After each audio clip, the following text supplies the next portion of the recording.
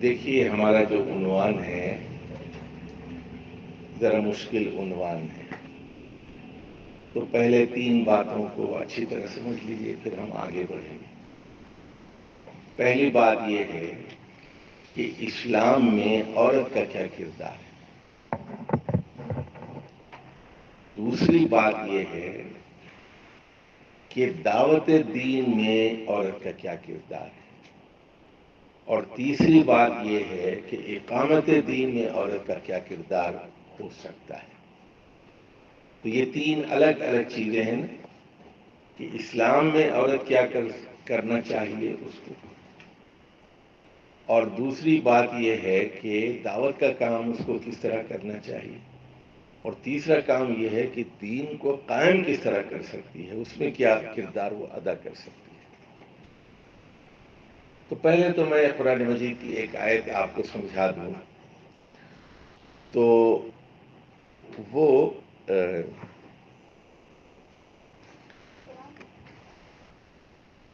پہلے تو اس آیت کو تھوڑا سمجھ لیجئے آپ، ذرا مشکل آیت ہے، ایک ہی آیت ہے، لیکن ذرا سمجھیے، اور جس طرح میں سمجھاتا ہوں اس طرح سمجھیے۔ یہ سورۃ الانعام کی آخری آیت ہے۔ اس میں کہا گیا اعوذ باللہ من الشیطان الرجیم بسم اللہ الرحمن الرحیم هو الذی جعلکم خلائف الارض، هو الذی جعلکم، 5 باتیں ہیں، ذرا نوٹ فرمائیے، 5 باتیں ہیں، ان کو نوٹ فرمائیے۔ پہلی بات یہ ہے وَهُوَ الَّذِي جَعَلَكُمْ خَلَائِفَ الْأَرْضِ، پہلی بات یہ ہے اللہ ہی کی وہ ہستی ہے جس نے تم تمام لوگوں کو، جعلکم، تمام انسانوں کو زمین پر خلیفہ بنایا، یعنی ہر انسان خلیفہ ہے۔ اور خلیفہ ہے کا مطلب یہ ہے، 2 لکھ لیجئے، خلیفہ کا مطلب ہے 2 چیزیں۔ پہلی چیز یہ ہے کہ اس کو وسائل دیے گئے، اور دوسری بات یہ ہے کہ اس کو اختیارات دیے گئے۔ یوں سمجھیے کہ آپ کا ایک بیٹا ہے، آپ نے اس کو 20 لاکھ روپے دے دیے، پیسے دے دیے نا، 20 لاکھ وسائل فراہم کر دیے اس کو۔ دوسری چیز اس کو آزادی دے دی، جو چاہے کرو، تم جو بزنس کرنا ہے، کمپیوٹر کا کرو، کھلونوں کا کرو، گروسری کا کرو، جو کرنا ہے کرو، اختیارات بھی دی۔ تو خلیفہ جو ہوتا ہے وہ اختیارات کے ساتھ آیا ہے، وہ وسائل کے ساتھ آیا ہے۔ پہلی بات سمجھ گئے، وَالَّذِي جَعَلَكُمْ خَلَائِفَ الْأَرْضِ۔ دوسری بات جو کہی گئی ہے یہاں پر وَرَفَعَ بَعْضَكُمْ فَوْقَ بَعْضٍ دَرَجَاتٍ، یہ ذرا نوٹ کیجئے، یہ دوسری بات ہے۔ اور رفع بعضکم، آپ میں سے بعض کو بعض پر درجات عطا کیے گئے۔ اب یہاں تقریباً 38 عورتیں ہیں اس حال کے اندر، یہ 38 عورتیں برابر نہیں ہیں، اور ایک مرد بھی ہے تو مرد کے برابر بھی نہیں ہے۔ اچھا ذرا اس کو سمجھ لیجیے، وَرَفَعَ بَعْضَكُمْ فَوْقَ بَعْضٍ دَرَجَاتٍ، ذہانت اور آئی کیو کے اعتبار سے عورتیں برابر نہیں ہیں، مرد بھی برابر نہیں ہیں، سارے مرد برابر نہیں ہوتے، خوبصورتی کے اعتبار سے برابر نہیں ہیں، مالی حیثیت کے اعتبار سے برابر نہیں ہیں، بچوں کے اعتبار سے برابر نہیں ہیں، تو صلاحیتوں کے اعتبار سے برابر نہیں ہیں، گفتگو کی صلاحیت، بولنے کی صلاحیت، لکھنے کی صلاحیت، سمجھنے کی صلاحیت برابر نہیں ہے، علم برابر نہیں ہے، تعلیم برابر نہیں ہے، کوئی بی اے ہے، کوئی ایم اے ہے، کوئی پی ایچ ڈی ہے، کوئی میٹرک ہے، کوئی فیل ہو گیا میٹرک میں، تو یہ مختلف درجات ہیں۔ اللہ نے سارے انسانوں کو ایک جیسا نہیں بنایا، ایک کو دوسرے پر فضیلت دی ہے، اس کو سمجھ لیجیے آپ۔ تیسری بات جو کہی گئی ہے، یہ بہت اہم نکتہ ہے، لِيَبْلُوَكُمْ فِي مَا آتَاكُمْ، ایسا کیوں کیا؟ ایک کو امیر بنایا، ایک کو غریب بنایا، ایک کو 5.5 فٹ کی بنایا، ایک کو 5.25، ایک 5 فٹ کی ہے، ایک 5 فٹ سے بھی چھوٹی ہے، ایسا کیوں کیا اللہ نے؟ ایک گوری ہے، ایک سانولی ہے، ایک کالی ہے. ایسا کیوں کیا اللہ؟ ایک کو بہت امیر بنایا، ایک کو اس سے کم اور اس سے کم اور اس سے کم. ایک پچیرو والا ہے، ایک جو ہے بی ایم ڈبلیو والا ہے، ایک ٹویوٹا والا ہے، ایک سوزوکی والا ہے، ایک کے پاس موٹر سائیکل ہے، ایک کے پاس سائیکل ہے، اور ایک کے پاس سائیکل بھی نہیں ہے. تو درجات مختلف ہے نا. کیوں؟ تیسری بات یہ ہے لیبلوکم فیما آتاکم، تاکہ تم لوگوں کو آزمائے اسی دائرے میں جو آپ کو دیا گیا ہے. جس دائرے میں آپ کو خلیفہ بنایا گیا ہے اسی میں آپ کو آزمانا ہے. لیبلوکم فیما آتاکم. فیما آتاکم کا مطلب ہے in the domain of resources that are given to you. اسی دائرے میں جتنی صلاحیت آپ کی ہے، جتنا پیسہ آپ کے پاس ہے، جتنے بچے آپ کے پاس ہے، جتنا سمجھے جتنی عمر آپ کے پاس ہے، جتنی صحت آپ کے پاس ہے.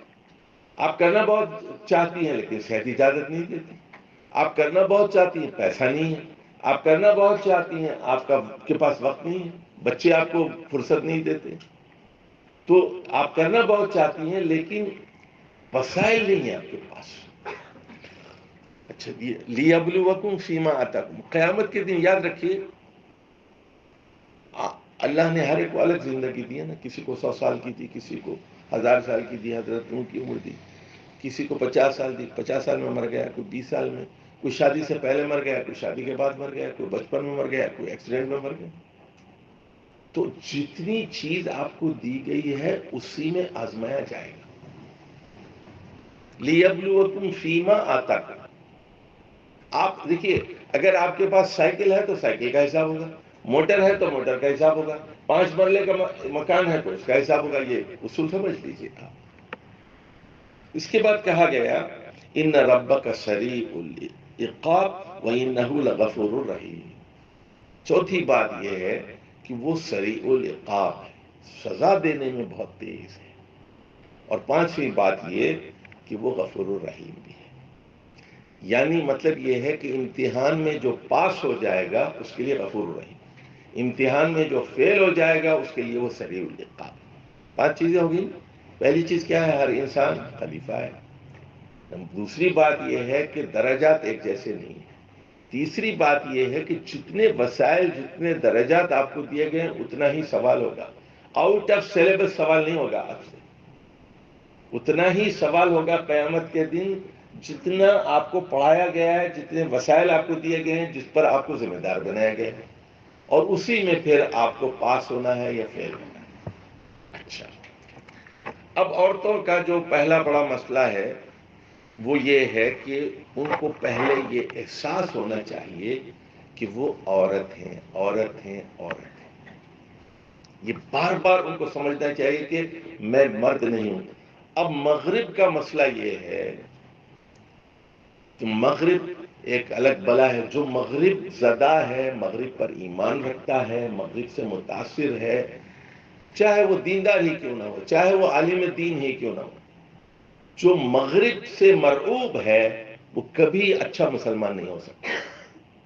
مغربی تہذیب سے، مغربی لباس سے، مغربی زبان سے، مغرب کی ہر چیز سے جو محبت کرتا ہے، کیونکہ مغرب کا اسلام سے بہت دور کا، یعنی بعد المشرقین ہے. یعنی یہ ایسٹ ہے تو وہ ویسٹ ہے، یہ نارتھ ہے تو وہ ساؤتھ ہے. یعنی پولز کا ڈیفرنٹ یعنی فرق ہے. اس کو سمجھ لیجیے. اچھا جی، اب یہی جو بات لیبلوکم فیما آتاکم ہے، اس کو دوسری جگہ سورہ بقرہ میں کہا گیا لا یکلف اللہ نفسا الا وسعها. اللہ تعالیٰ کسی نفس کو اس کی وسعت سے، اس کی استطاعت سے زیادہ کی تکلیف نہیں دیتا. یعنی اس کو بھی تھوڑا سمجھ لیجیے، آپ کی وسعت کیا ہے.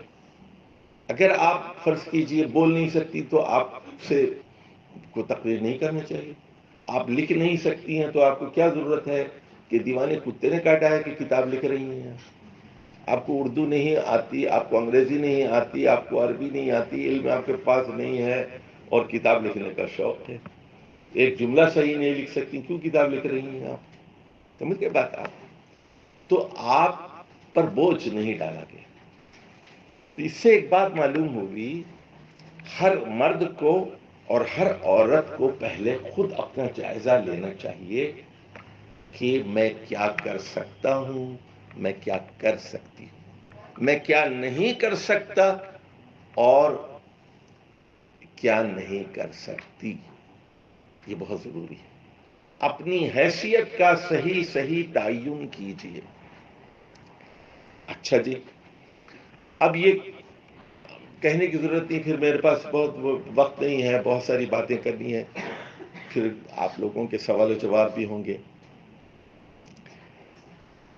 تو چلیے جلدی سے تیزی سے بتا دیتا ہوں میں آپ کو کہ دنیا میں مردوں کی ہائٹ، ایوریج ہائٹ وہ زیادہ ہوتی ہے، عورتوں کی ہائٹ کم ہوتی ہے۔ اللہ نے مردوں کی ساخت الگ بنائی ہے، عورتوں کی ساخت الگ بنائی ہے۔ مردوں کی داڑھی مونچھ آتی ہے، عورتوں کو نہیں آتی۔ مردوں کی آواز سخت ہوتی ہے، عورتوں کی آواز باریک ہوتی ہے۔ جسمانی ساخت کے اعتبار سے وہ مختلف ہیں، ان کا شیپ مختلف ہے۔ اور سب سے بڑی بات یہ ہے کہ عورت جو ہے وہ حاملہ ہوتی ہے، مرد کو یہ اعزاز حاصل نہیں ہے۔ اور یہی وہ بات ہے جو حدیث میں کہی گئی ہے۔ ایک صحابی نے پوچھا کہ میرے حسن سلوک کا سب سے زیادہ حقدار کون ہے؟ فرمایا امک، تمہاری ماں۔ پوچھا کہ ثم ایون، اس کے بعد کون؟ فرمایا تمہاری ماں۔ پھر پوچھا ثم ایون، فرمایا امک، تمہاری ماں۔ پھر پوچھا ثم ایون، فرمایا ابوک۔ چوتھی مرتبہ فرمایا تمہارا باپ، تمہاری ماں، تمہاری ماں، تمہاری ماں، تمہارا باپ۔ اب اس پر علماء نے یہ لکھا ہے کہ عورت ماں کو جو ہے 3 درجے بتایا، پھر چوتھا شوہر کا ذکر کیا، باپ کا۔ اس کی کیا وجہ ہے؟ انہوں نے کہا کہ 3 کام ایسے ہیں جو مرد نہیں کر سکتا۔ ایک تو یہ کہ وہ 9 مہینے بچے کو پیٹ میں نہیں رکھ سکتا، یہ سعادت صرف عورت کے لیے خوش نصیبی ہے۔ دوسرے یہ کہ یہ وداعت کرہ، قرآن کہتا ہے کہ وہ تکلیف کے ساتھ جنم دیتی ہے۔ اور تیسری یہ کہ وہ بچے کو دودھ پلاتی ہے۔ یہ تینوں کام مرد نہیں کرتا، اس لیے عورت کا، ماں کا درجہ بلند ہے۔ تو یہ کہنے کے بعد کہ اب مغرب میں یہ ہے، مغربی عورت یہ کہتی ہے کہ وی آر ایکول، ہمیں فلائی کرنا چاہیے، آئی وانٹ ٹو ڈرائیو۔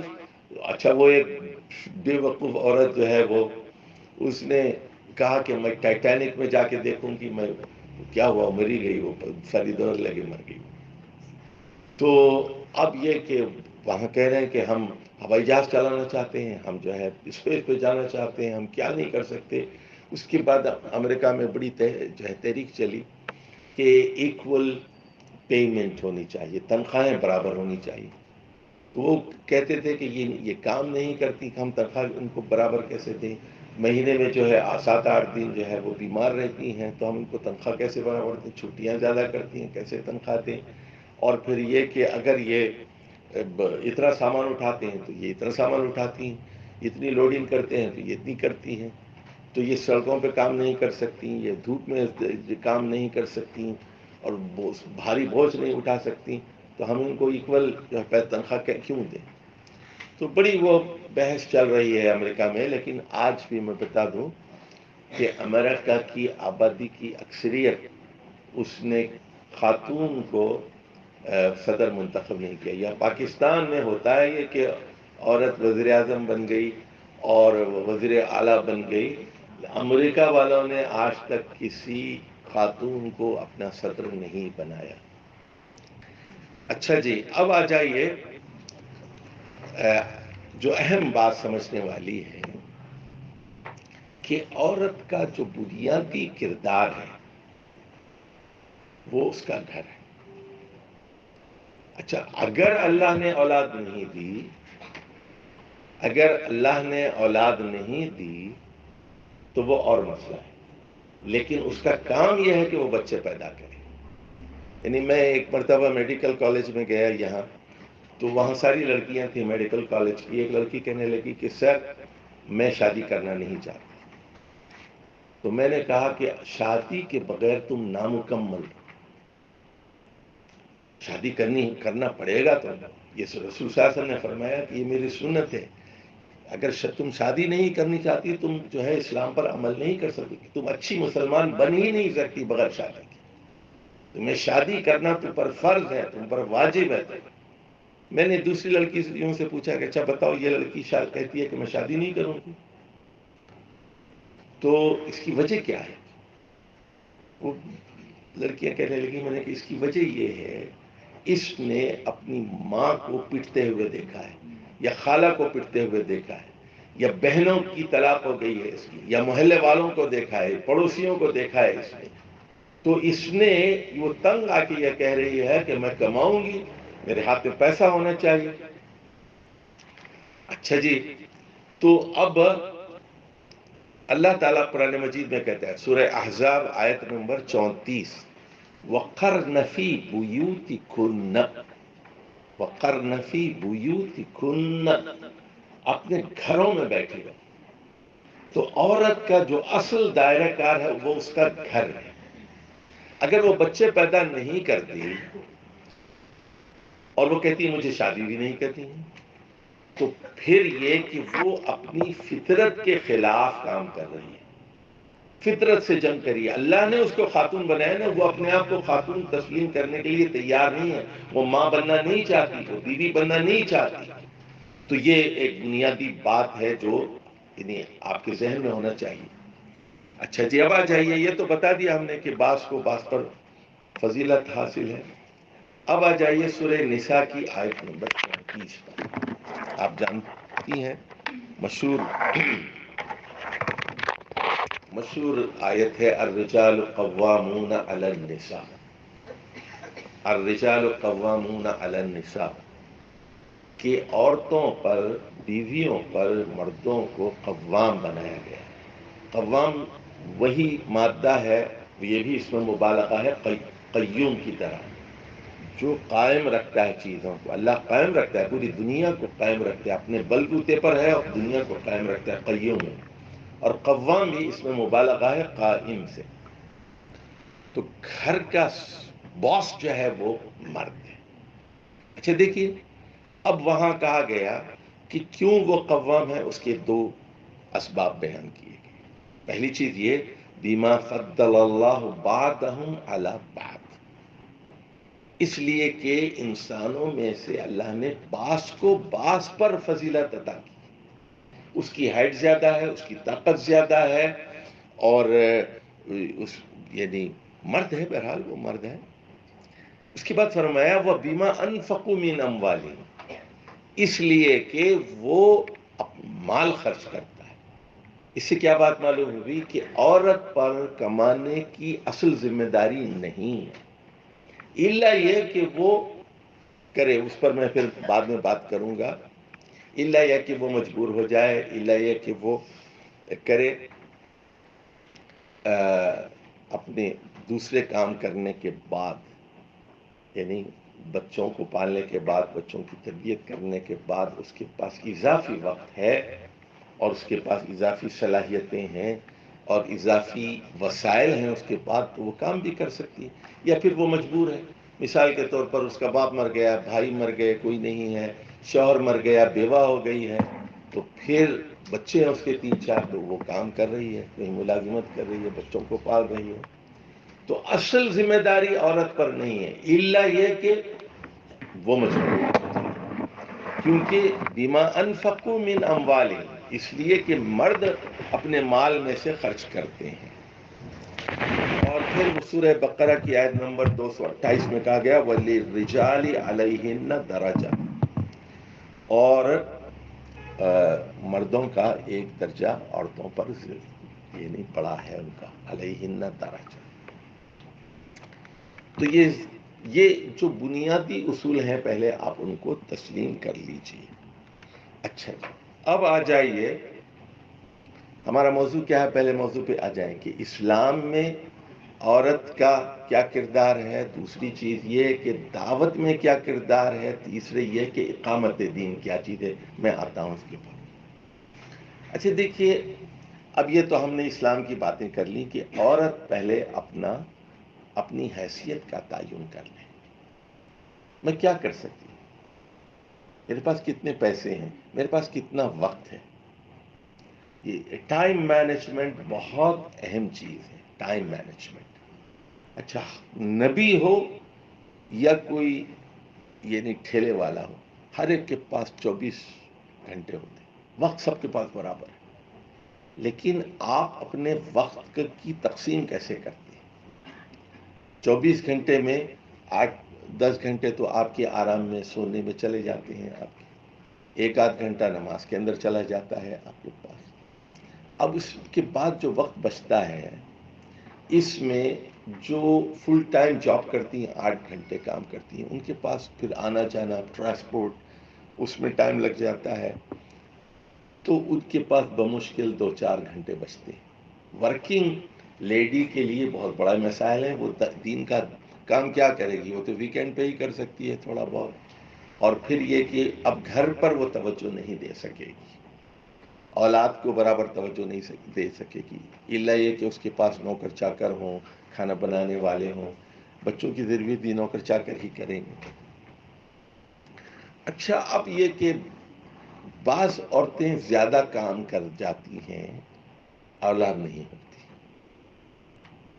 اب ذرا اور اس کو سمجھ لیجئے. میں 2 خواتین کی مثال دیتا ہوں. میں ایک حضرت خدیجہ کی مثال کو لے لیجئے، دوسرے حضرت عائشہ کی مثال کو لے لیجئے.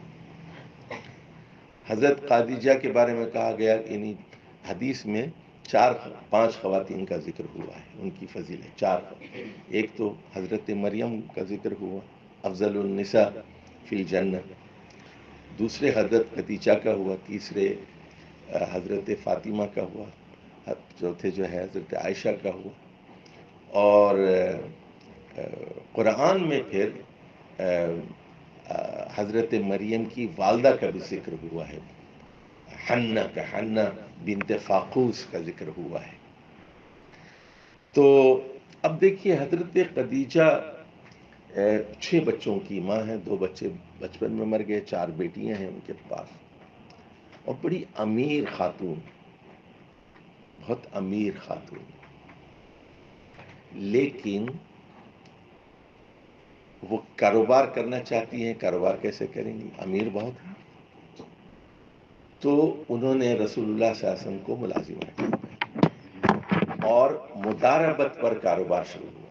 یعنی ایک ورکنگ پارٹنر ہے اور ایک کا سرمایہ ہے. ایک کا سرمایہ ہے، مداربت جس کو کہتے ہیں.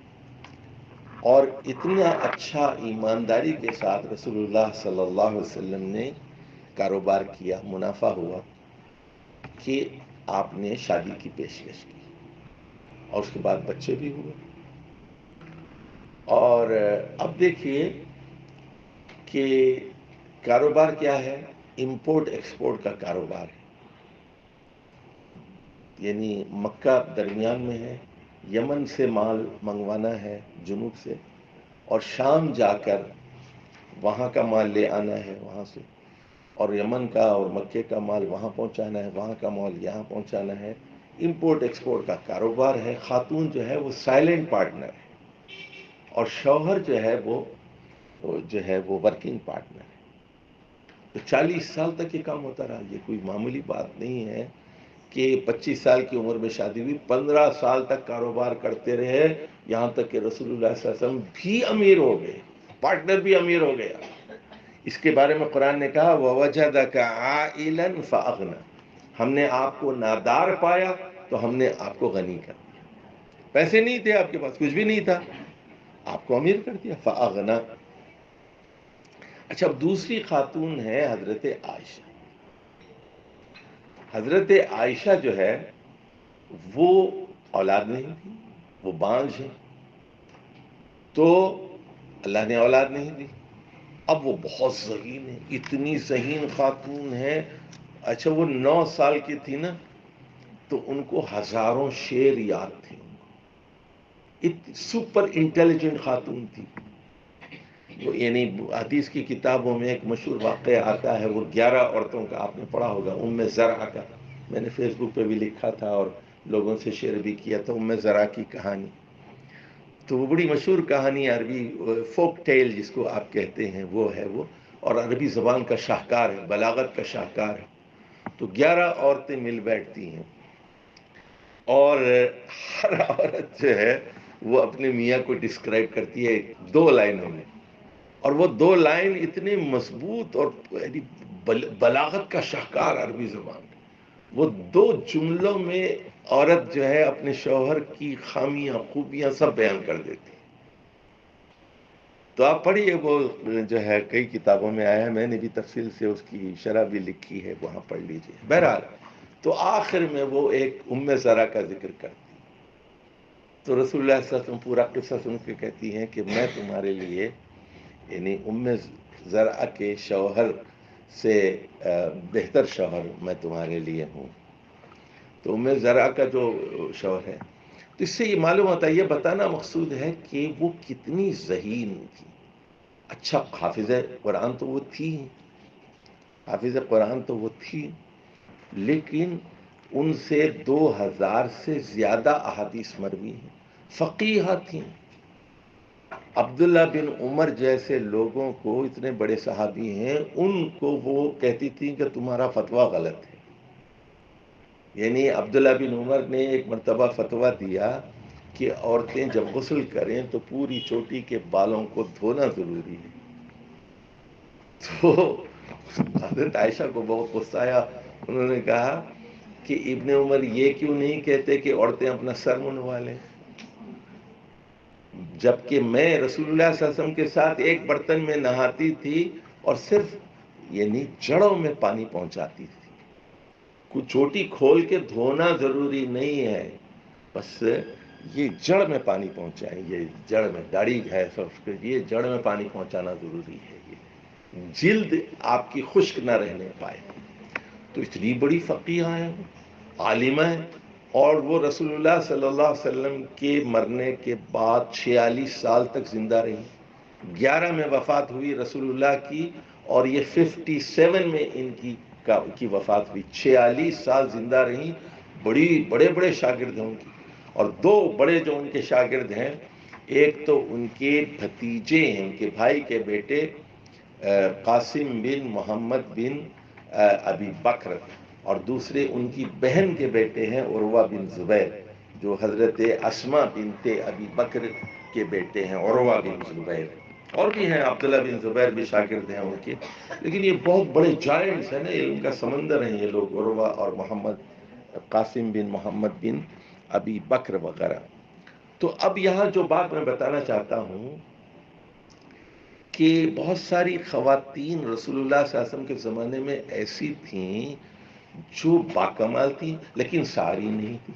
جیسے بہت سارے صحابی ہیں، ہر صحابی باکمال نہیں تھا.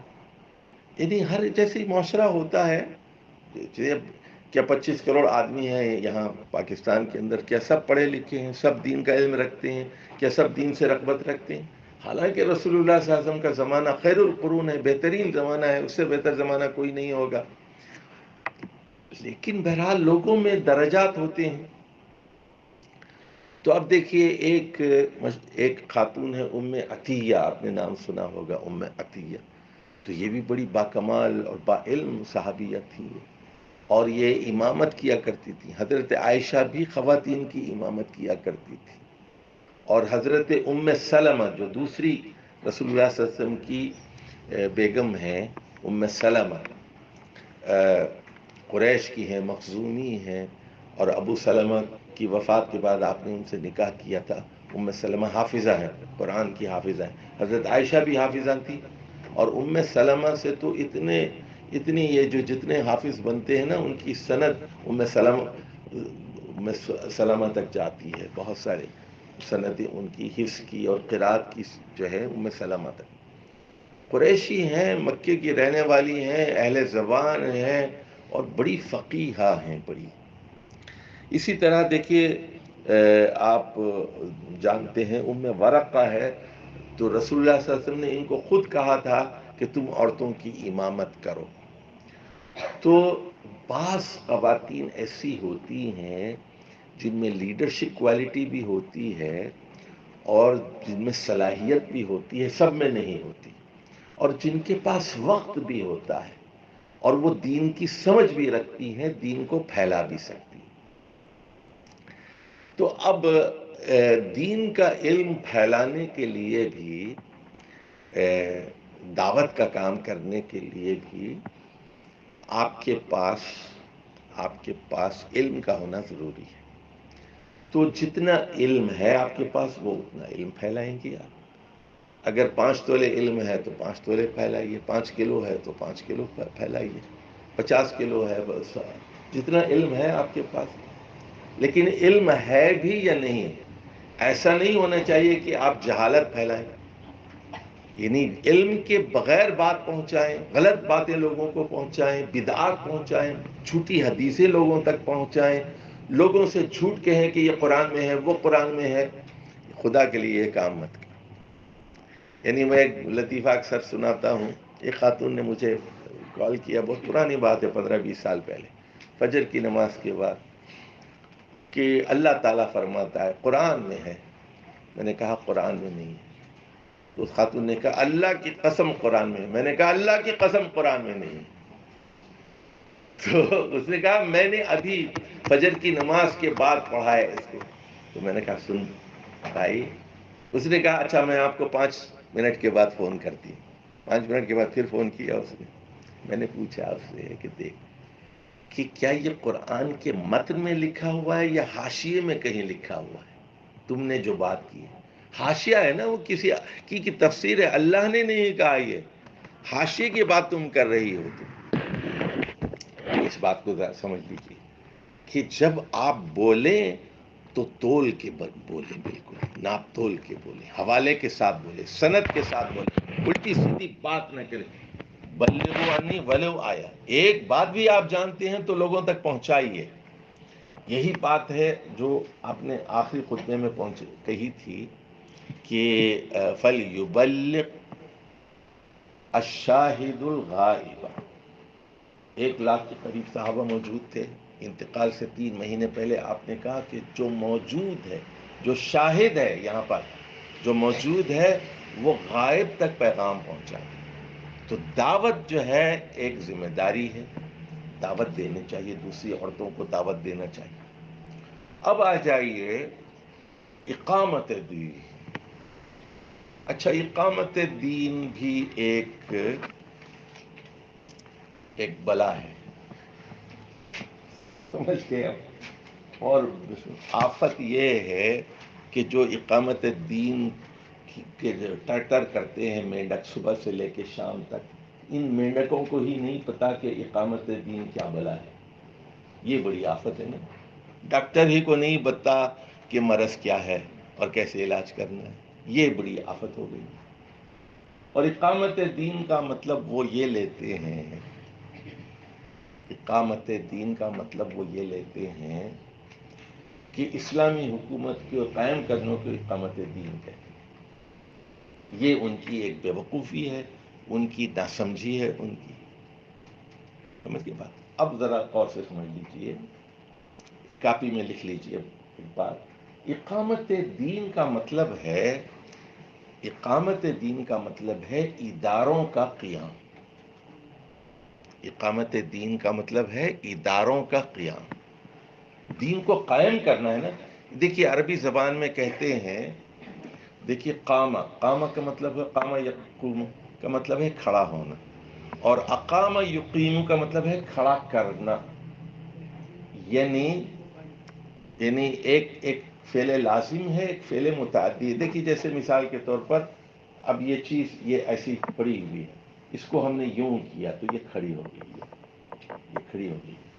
تو یہ جیسے اب یہ پین ہے، دیکھیے یہ پہلے یہ کھڑا ہو گیا، اب یہ پہلے یہ لیٹا ہوا تھا، اس کو کھڑا کر دیا، تو اب اس کو کہتے ہیں اقامت۔ اب قرآن مجید میں دیکھیے 38 مرتبہ آ گیا اقیم الصلاۃ، اقیم الصلاۃ، نماز قائم کرو، نماز قائم کرو، نماز قائم کرو، آیا ہے نا؟ تو اس کا کیا مطلب ہے؟ لکھ لو کاپی میں پہلے۔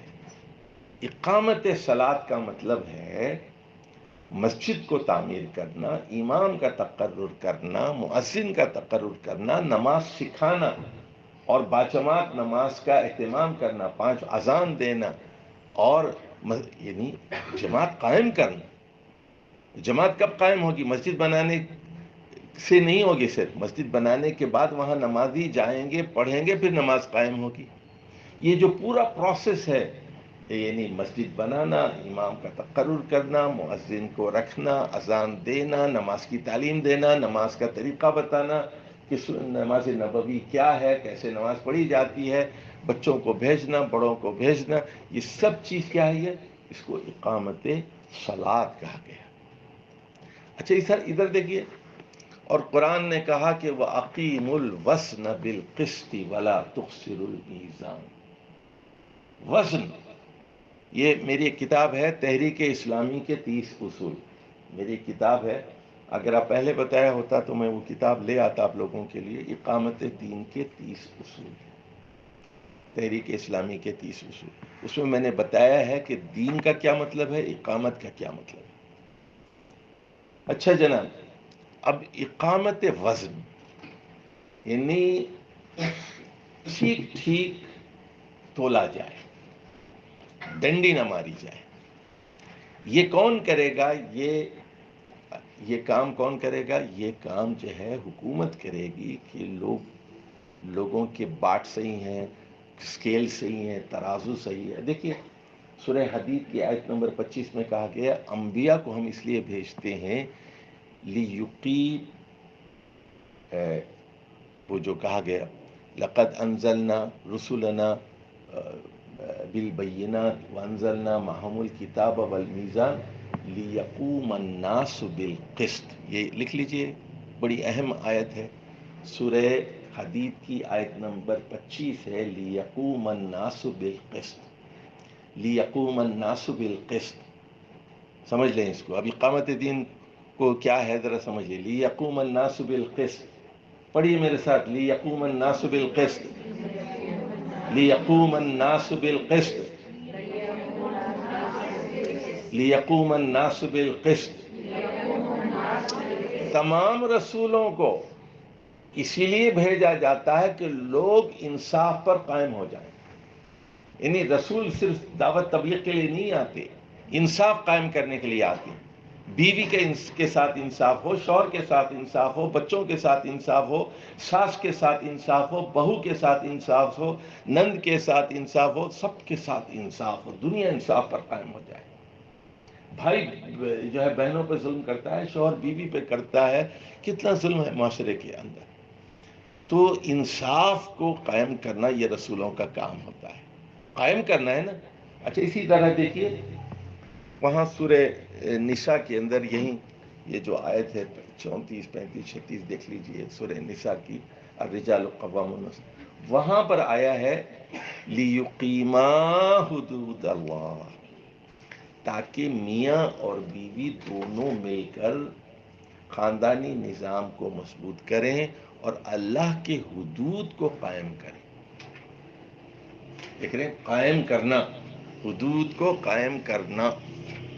اچھا لکھ لیجئے. اب یہ میں نے کہا نا کہ اقامت دین کا مطلب کیا ہے؟ اداروں کا قیام، ٹو بلڈ انسٹیٹیوشنز. لکھ لیں، اقامت دین کا مطلب ہے ٹو بلڈ انسٹیٹیوشنز.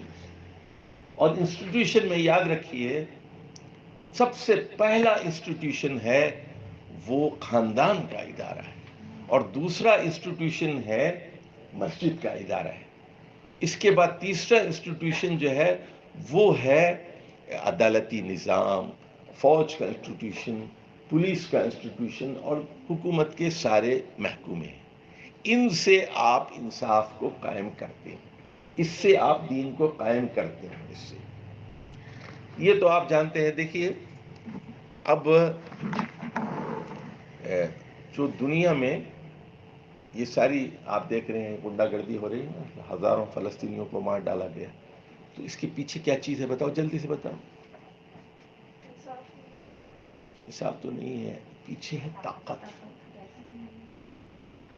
جس کے پاس طاقت ہے وہ مار دے گا. ایم کیو ایم کے پاس کراچی میں طاقت تھی، غنڈے تھے، انہوں نے مار دیے بہت سارے لوگوں کو. سمجھے، یہاں بھی پولیس ہے، اس کے پاس طاقت ہے، ان کے پولیس والے مار دیتے ہیں، لوگوں کو اٹھا لیتے ہیں، غائب کر دیتے ہیں بندہ. جس کے پاس طاقت ہے غنڈہ گردی کرتا ہے. خدا جب حسن دیتا ہے نزاکت آ ہی جاتی. تو یہی دنیا میں یہی ہوتا ہے. جس فرعون کے پاس طاقت تھی وہ بیٹوں کو پیدا ہوتے ہی مار ڈالتا تھا.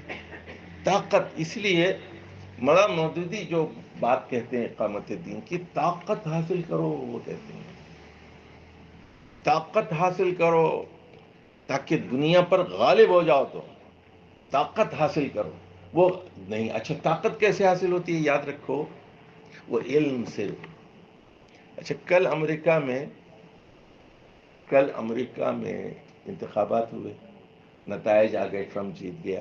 لیکن اس سے بڑی چیز ایک ہوئی. ٹرمپ تو آتا جاتا ہے، پہلے بھی آیا تھا، ہر 4 سال کے بعد نیا آدمی آ جاتا ہے، کوئی نئی بات نہیں ہے، معمول کی بات. اس سے بڑا واقعہ ہوا، اور وہ واقعہ یہ ہوا کہ امریکہ نے ایک ایسا بیلسٹک میزائل تیار کیا جو دنیا کے کسی بھی حصے کو نیوکلیر طاقت سے تباہ کر سکتا ہے. اس کی رینج پوری دنیا میں کہیں بھی جا سکتا ہے.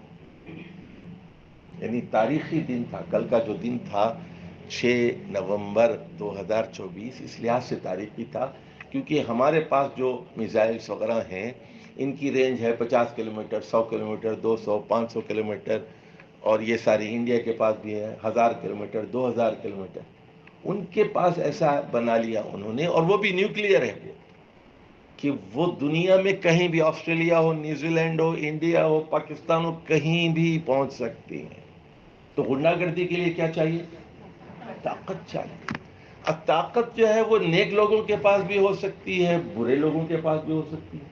تو مولانا مودودی یہ کہتے ہیں نیک لوگوں کو طاقت حاصل کرنی چاہیے، اور وہ کہتے ہیں کہ خلافت راشدہ یہ طاقت اور تقوی کا امتزاج ہے. لکھ لو کافی میں.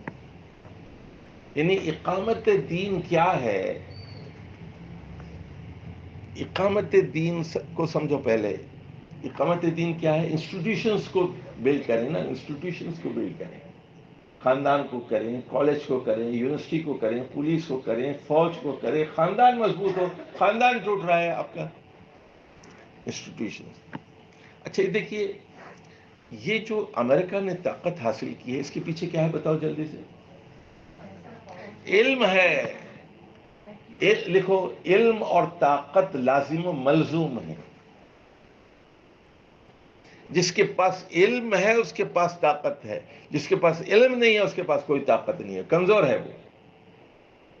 علم اور طاقت جو ہے وہ کنکومیٹنٹ ہیں، وہ لازم و ملزوم ہے. اگر آپ کے پاس فرض کیجئے 5 تولے علم ہے تو 5 تولے طاقت ہے. اگر آپ کے پاس 5000 کلو علم ہے تو 5000 کلو طاقت ہے آپ کے پاس. جتنا علم ہے اتنی طاقت ہے آپ کے پاس. اچھا انہوں نے بیلسٹک میزائل اس طرح کا بنا لیا، ہم نہیں بنا سکے. کیوں؟ ان کے پاس علم ہے، ہمارے پاس نہیں. علم میں ہم پیچھے ہو گئے. یہ بات سمجھ. اچھا جی اب آ جائیے، اب خواتین سے بات ہو رہی ہے آپ کی کہ میں نے پہلے کہا تھا آپ کو اپنی حیثیت کا تعین کرنا چاہیے. آپ پڑھی لکھی ہیں، پاکستان میں 25 کروڑ میں سے 12-13 کروڑ خواتین ہیں.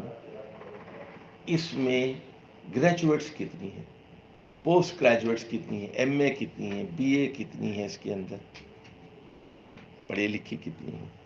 اچھا جی اب اس کے پاس ٹائم کس کے پاس ہے؟ کون کس کے بچے؟ 10 بچے ہیں، وہ کیا دعوت کا کام کرے گی؟ 10 بچوں ہی کو پال رہی ہے نا. اچھا یہ بھی دیکھنا ہے اس کو. اچھا 10 بچے بھی ہیں اس کے بعد، لیکن کوئی مسئلہ نہیں ہے، دیکھنے والے بہت ہیں، دیکھنے والے بہت ہیں، نوکر چاکر ہیں 10 بچوں کے ساتھ بھی، وہ ٹھیک ہے، کوئی مسئلہ نہیں ہے. اچھا جی اب امیر عورت ہے یا غریب عورت ہے، ذہین عورت ہے یا بدھو عورت ہے، بی اے ہے، ایم اے ہے، ڈاکٹر ہے، کیا پروفیشن اس کے ہے، کتنا کام وہ کرتی ہے، کتنی صلاحیت اس کے پاس ہے. اچھا دیکھیے اب میں ایک بات بتاؤں آپ کو کہ قرآن مجید کو سمجھنے کے لیے بھی آپ دعوت کا کام کرنا چاہتے ہیں، اقامت دین کا، تو علم بہت ضروری ہے. اب جماعت اسلامی کی تحریک جب برپا ہوئی تو جماعت اسلامی کی شناخت کیا تھی پہلے سمجھ لیجئے. 1941 میں جب جماعت اسلامی نے اپنی دعوت کا آغاز کیا تو گھروں پر درس شروع ہو گئے.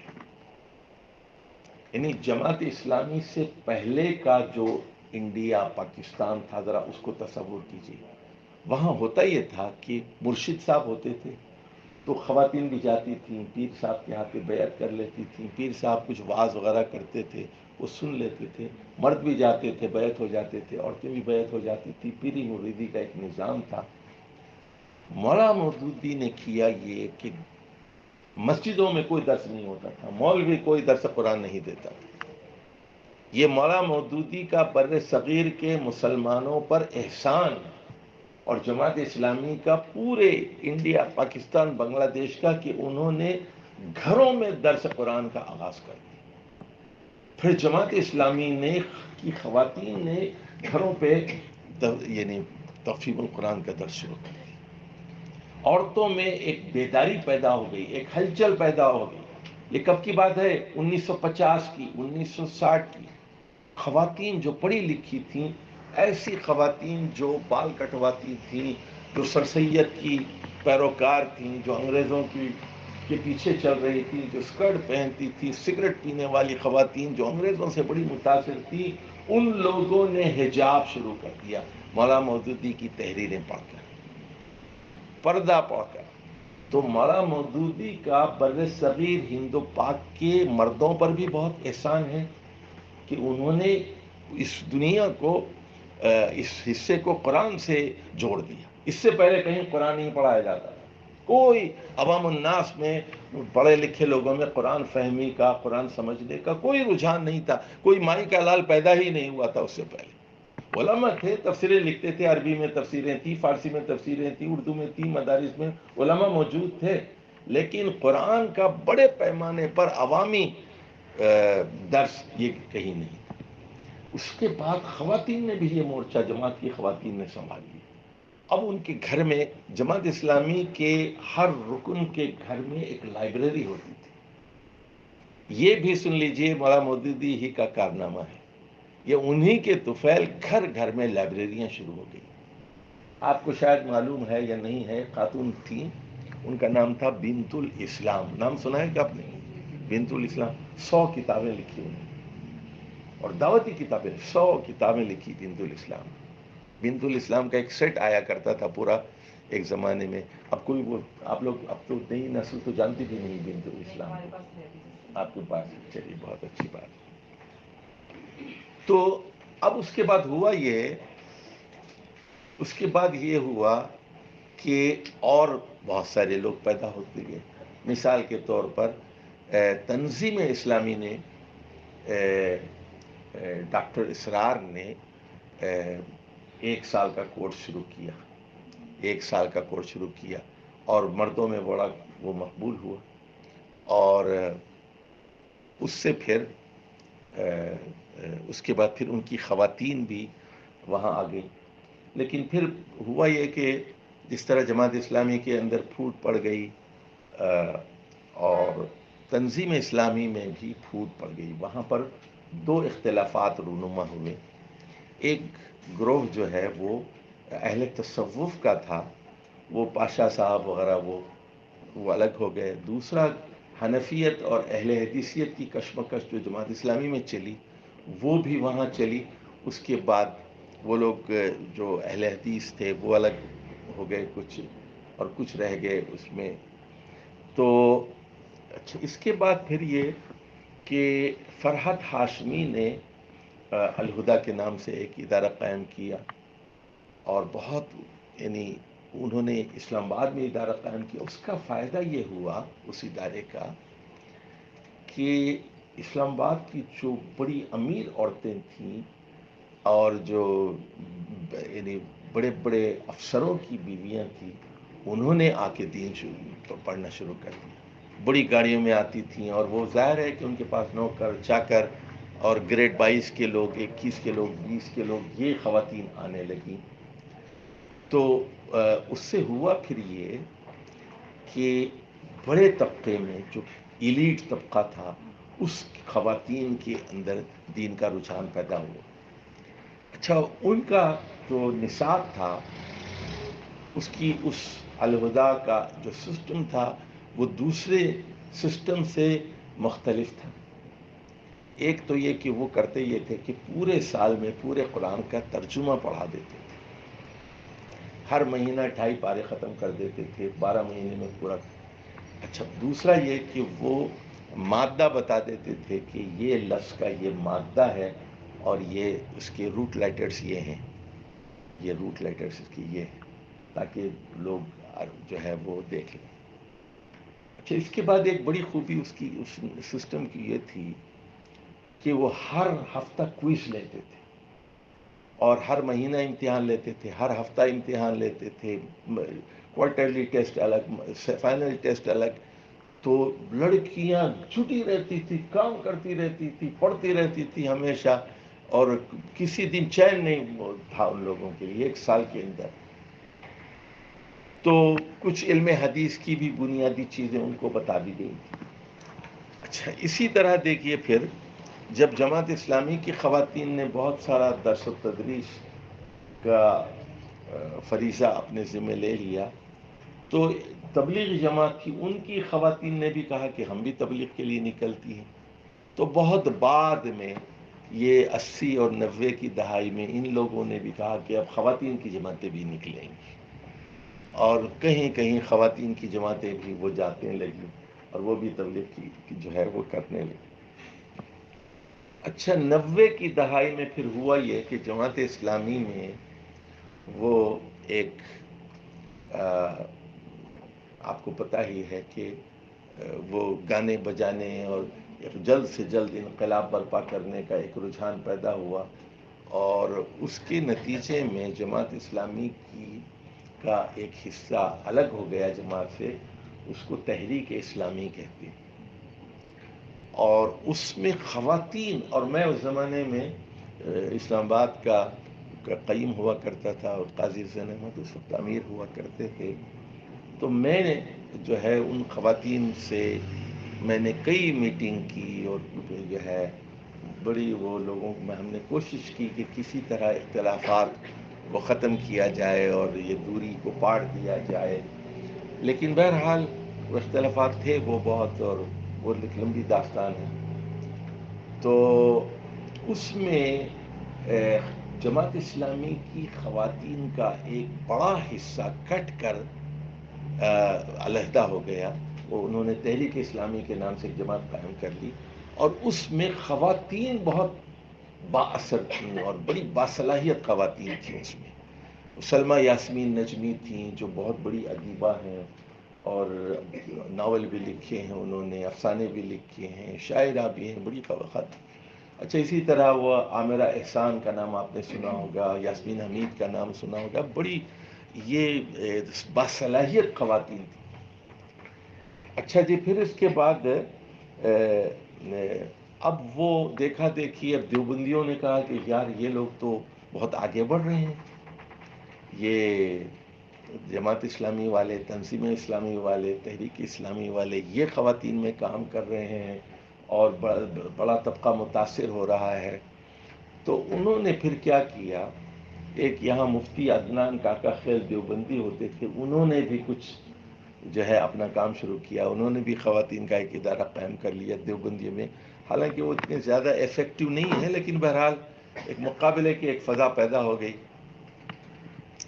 اچھا، اب ذرا غور کرنے کی بات ہے، پھر جماعت اسلامی کے پاس جامعۃ المحسنات کے نام سے کام شروع ہوا، لیکن پھر وہی بات ہے کہ دیکھنا یہ ہے کہ کسی بھی خواتین کے ادارے کا سلیبس کیا ہے،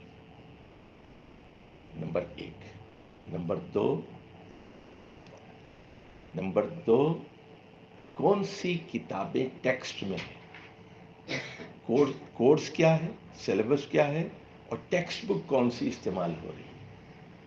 تیسری بات یہ ہے کہ پڑھانے والوں کا معیار کیا ہے، پڑھانے والے پی ایچ ڈی کے پروفیسر ہیں، ماسٹر کے ہیں، بی اے کے ہیں۔ اب وہ اگر فرض کیجئے کسی ادارے میں وہ میٹرک کی لڑکیاں میٹرک کو پڑھا رہی ہیں یا میٹرک فیل لڑکیاں پڑھا رہی ہیں، تو آپ اندازہ لگائیے کہ ان کی ذہنی سطح کیا ہوگی اور وہ کیا قرآن کو سمجھ سکیں گی، حدیث کو کیا سمجھ سکیں گی. یہ بات بڑی اہم ہوتی ہے. ادارہ جو ہے اچھا، پھر ادارے میں ایگزامینیشنز کیسے لیے جاتے ہیں؟ ہر مہینہ پوچھا جاتا ہے، ہر ہفتہ پوچھا جاتا ہے. اچھا، ہر ایک کو چیک کیا جاتا ہے، ہر لڑکی کو چیک کیا جاتا ہے، نہیں کیا جاتا ہے. تو ادارے اس لحاظ سے مضبوط اور توانا یا پھر کمزور ہوتے ہیں کہ اس کا نصاب کیا ہے، اس کی کتابیں کیا ہیں، اس میں پڑھانے والے کیا ہیں، اور وہاں کا ایٹماسفیئر کیا ہے، ان کا میتھڈ آف ایگزامینیشن کیا ہے. اس سے پھر ادارہ ترقی کرتا ہے. میں ایک دو باتیں بتاتا ہوں. مجھے ابھی پچھلے 2 ہفتے پہلے ایک خاتون نے فون کیا اور اس نے مجھے لنک بھیجا کہ ایک کورس ہو رہا ہے خواتین کا، وراثت انہیریٹنس کا کورس ہو رہا ہے. اس نے کہا کہ میں نے یہاں رجسٹر کر لیا ہے، آپ کی کیا رائے ہے، میں یہ کورس کر لوں یا نہ کروں؟ میں نے اس کو کہا کہ دیکھو، تم اپنی ٹیچر سے پہلے یہ کہو، یہ کورس شروع کرنے سے پہلے اپنی ٹیچر کو یہ کہو کہ پہلے جتنی لڑکیوں نے رجسٹر کیا ہے نا، پہلے میتھمیٹکس کا ٹیسٹ لے لیں. جو لڑکی ایل سی ایم کر سکتی ہے، ذو ضعف عقل نکال سکتی ہے، ڈیسیمل جانتی ہے، الجبرا میں اچھی ہے، اس کو اس کورس میں داخلہ دیں. جو الجبرا نہیں جانتی اس کو کہہ دیں کہ تم یہ کورس نہیں کر سکتی. یعنی قرآن مجید میں قانون وراثت پر مہارت کے لیے کیا چاہیے آپ کو؟ میتھمیٹکس پر عبور بہت ضروری ہے. سمجھ میں آ گئی بات؟ تو یہ ذرا سمجھ لیجئے. اگر نکمے لوگ بیٹھے ہوں گے تو کیا پڑھائیں گے؟ الٹے سیدھے مسئلے بنا کے بتائیں گے. اچھا، میرے پاس ایسے کیسز آتے ہیں. اچھا، اب یہ خواتین ہیں نا، اب خواتین کیا کرتی ہیں؟ وہ میاں بیوی کا جھگڑا ہو گیا، جی ہماری یہ ناظمہ ہے، یہ فلاں ناظمہ کے پاس چلے گئے. وہ ناظمہ مسئلے کو بگاڑ دیتی ہے، کیونکہ علم نہیں ہے بیچاری کے پاس. علم ہی نہیں ہے، سارا ستیاناش کر کے رکھ دیتی ہے. وہ فیصلے غلط کرتی ہے. اچھا، اسی طرح 2 لوگوں کا کاروباری جھگڑا ہو گیا، کہتے ہیں ناظم صاحب کے پاس جاؤ. ناظم صاحب کمیٹی بناتے ہیں. وہ جو ہے ان کو نہ کاروبار کا پتہ ہے، نہ دین کا پتہ ہے، نہ حلال و حرام کا پتہ ہے، فیصلہ غلط کرتے ہیں. یہ ایک آفت ہے. علم کا نہ ہونا بہت بڑی آفت ہے. قرآن کا علم نہ ہونا، حدیث کا علم نہ ہونا، یہ بہت بڑی آفت ہے. اچھا جی، اب میں ذرا ایک اہم بات اور بتانا چاہتا ہوں، ذرا نوٹ کر لیجئے کہ یہ میں تھوڑا سا بتا دوں کہ یہ مختلف ادارے کام کر رہے ہیں. تو اکثر لوگوں کا سوال بھی ہوتا ہے کہ جماعت اسلامی یہ کام کر رہی ہے، تنظیم اسلامی یہ کام کر رہی ہے، اور تحریک اسلامی یہ کام کر رہی ہے، الہدا والے یہ کام کر رہے ہیں، ان کی بہن نکہت ہاشمی النور کے نام سے یہ کام کر رہی ہیں. ابھی تو ڈاکٹر ذاکر نائک کی بیوی بھی آ گئی تھی، وہ بھی کام کر رہی ہیں. اچھا، ایک اور بات ہے. ایک طبقہ ایسا ہے بالخصوص لاہور وغیرہ میں اور مغرب میں جو غامدی صاحب سے بہت متاثر ہے. لبرل خواتین وہاں بیٹھی ہوئی ہیں بہت ساری، لیکن وہاں بھی کچھ خیر کا کام ہو رہا ہے، کچھ شر بھی ہو رہا ہے. تو یہ جو خوبیاں اور خامیاں ہیں، اس کو تولنے اور پرکھنے کا فن آپ کے پاس آنا چاہیے. پھر بتاتا ہوں، سن لیجئے، ذرا لکھ لیجئے. اب ذرا آپ یہ میں 2-4 جو اب اہم بات کر رہا ہوں. مقطع میں آ پڑی ہے سخن گسترانہ بات. آپ کو میں نے خوبیاں تو بتا دی نا، کہ جماعت اسلامی نے دعوت کا کام شروع کیا، گھر گھر قرآن شروع ہو گیا، تفہیم القرآن پھیلنے لگا عورتوں. پھر میں نے بتایا کہ ڈاکٹر صاحب نے کام کیا، تنظیم نے کام کیا، تحریک اسلامی نے کام کیا، فرحت ہاشمی نے کیا، نگہت ہاشمی نے کیا، اور اب دیوبندیوں نے خواتین کے ادارے کھولنے شروع کر دیے. یہ بتایا نا میں نے سب کو. اللہ سب کی خدمات قبول فرمائے. اب ذرا ان کو تولیے کہ کہاں کوئی چیز مس ہو رہی ہے، کہاں کوئی چیز کی کمی ہے.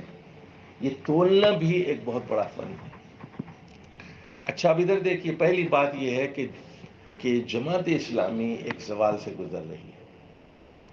اب ان کے ہاں درس قرآن، میں خود جماعت اسلامی کا آدمی ہوں، جماعت اسلامی کا رکن ہوں، اور میں گزشتہ 50 سال سے ان چیزوں کو دیکھ رہا ہوں. تو اب یہ ہو رہا ہے کہ اب جماعت اسلامی کے ہاں مدرسین نہیں ملتے، جماعت اسلامی کے ہاں لوگ ایسے نہیں ملتے جو تفہیم القرآن کے ماہر ہوں، قرآن کے ماہر ہوں، حدیث کے ماہر ہوں، ایسے لوگ نہیں ملتے. دن بدن یہ زوال محسوس کیا جا رہا ہے. ایک تو یہ مسئلہ ہو گیا. اچھا اب ادھر دیکھیے، دوسری بات یہ کہ پورے دین کا ایک تصور ہو آپ لوگوں کے پاس. اچھا پھر ہوا یہ، اب ایک عورت ہے، کیا کیا کرے بیچاری، بچوں کو بھی دیکھے، گھر کا کھانا بھی بنائے، میاں کی بھی خدمت کرے، اور پھر مطالعہ بھی کرے، اور درس قرآن بھی دے، اور الخدمت کا کام بھی کرے، اور مظاہروں میں بھی شرکت کرے. تو اس کے پاس کیا 48 گھنٹے ہیں یا 24 گھنٹے ہی ہیں اس کے پاس؟ اس کو سونا بھی ہے، آرام بھی کرنا ہے، بچوں کی تربیت بھی کرنی ہے نا. کیا کیا کرے. اچھا اس میں ہوتا یہ ہے کہ توازن بگڑ جاتا ہے. بچے بگڑ جائیں گے، بچے بگڑ جائیں گے، یا تو طلاق ہو جائے گی، یا آپ قرآن کو چھوڑ دیں گے، یا آپ حدیث کو چھوڑ دیں گے، یا دعوت کا کام چھوڑ دیں گے، یا درس قرآن کو چھوڑ دیں گے. تو یا تو ایسا کریں گے آپ کسی یعنی اجتماع میں نہیں جائیں گے، تنظیمی اجتماع میں نہیں جائیں گے. تو یہ چیز بہت بڑا مسئلہ ہے. اچھا اب ایک دوسری بات جو میں کہنا چاہتا ہوں کہ یہ اب الہدیٰ نے اور یہ النور وغیرہ نے کام شروع کیا نا، انہوں نے ترجمہ بتا دیا قرآن کا. ٹھیک ہے، الفاظ کے معنی بھی بتا دیے، مشکل الفاظ کے معنی بھی بتا دیے، لیکن قرآن کا گہرا فہم ان لوگوں کے پاس نہیں. بڑا بنیادی کام کیا ہے انہوں نے، ترجمہ سکھا دیا آپ کو، الفاظ کے معنی بتا دیے، مادہ بتا دیا، اور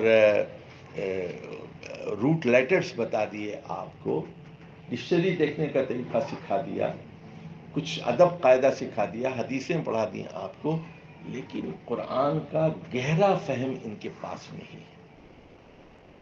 ٹھیک ہے نا. اچھا اب اس کے برخلاف آپ جائیں ڈاکٹر اسرار کے درست سنیے. تو ڈاکٹر اسرار جب بولتے ہیں تو اس میں 70% ان کی زبان سے مولانا مودودی بولتے ہیں، 20% ان کی زبان سے مولانا امین احسن اصلاحی بولتے ہیں، اور 8-10% علامہ اقبال ان کی زبان سے نکلتا ہے.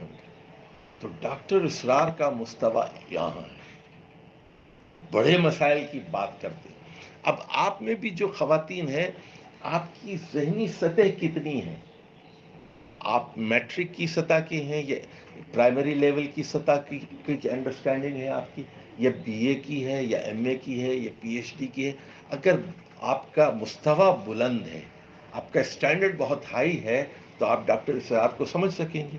تفہیم القرآن اگر آپ نے پڑھی ہے تو ڈاکٹر اسرار کا درس آپ کو بہت اچھا لگے گا آپ کو.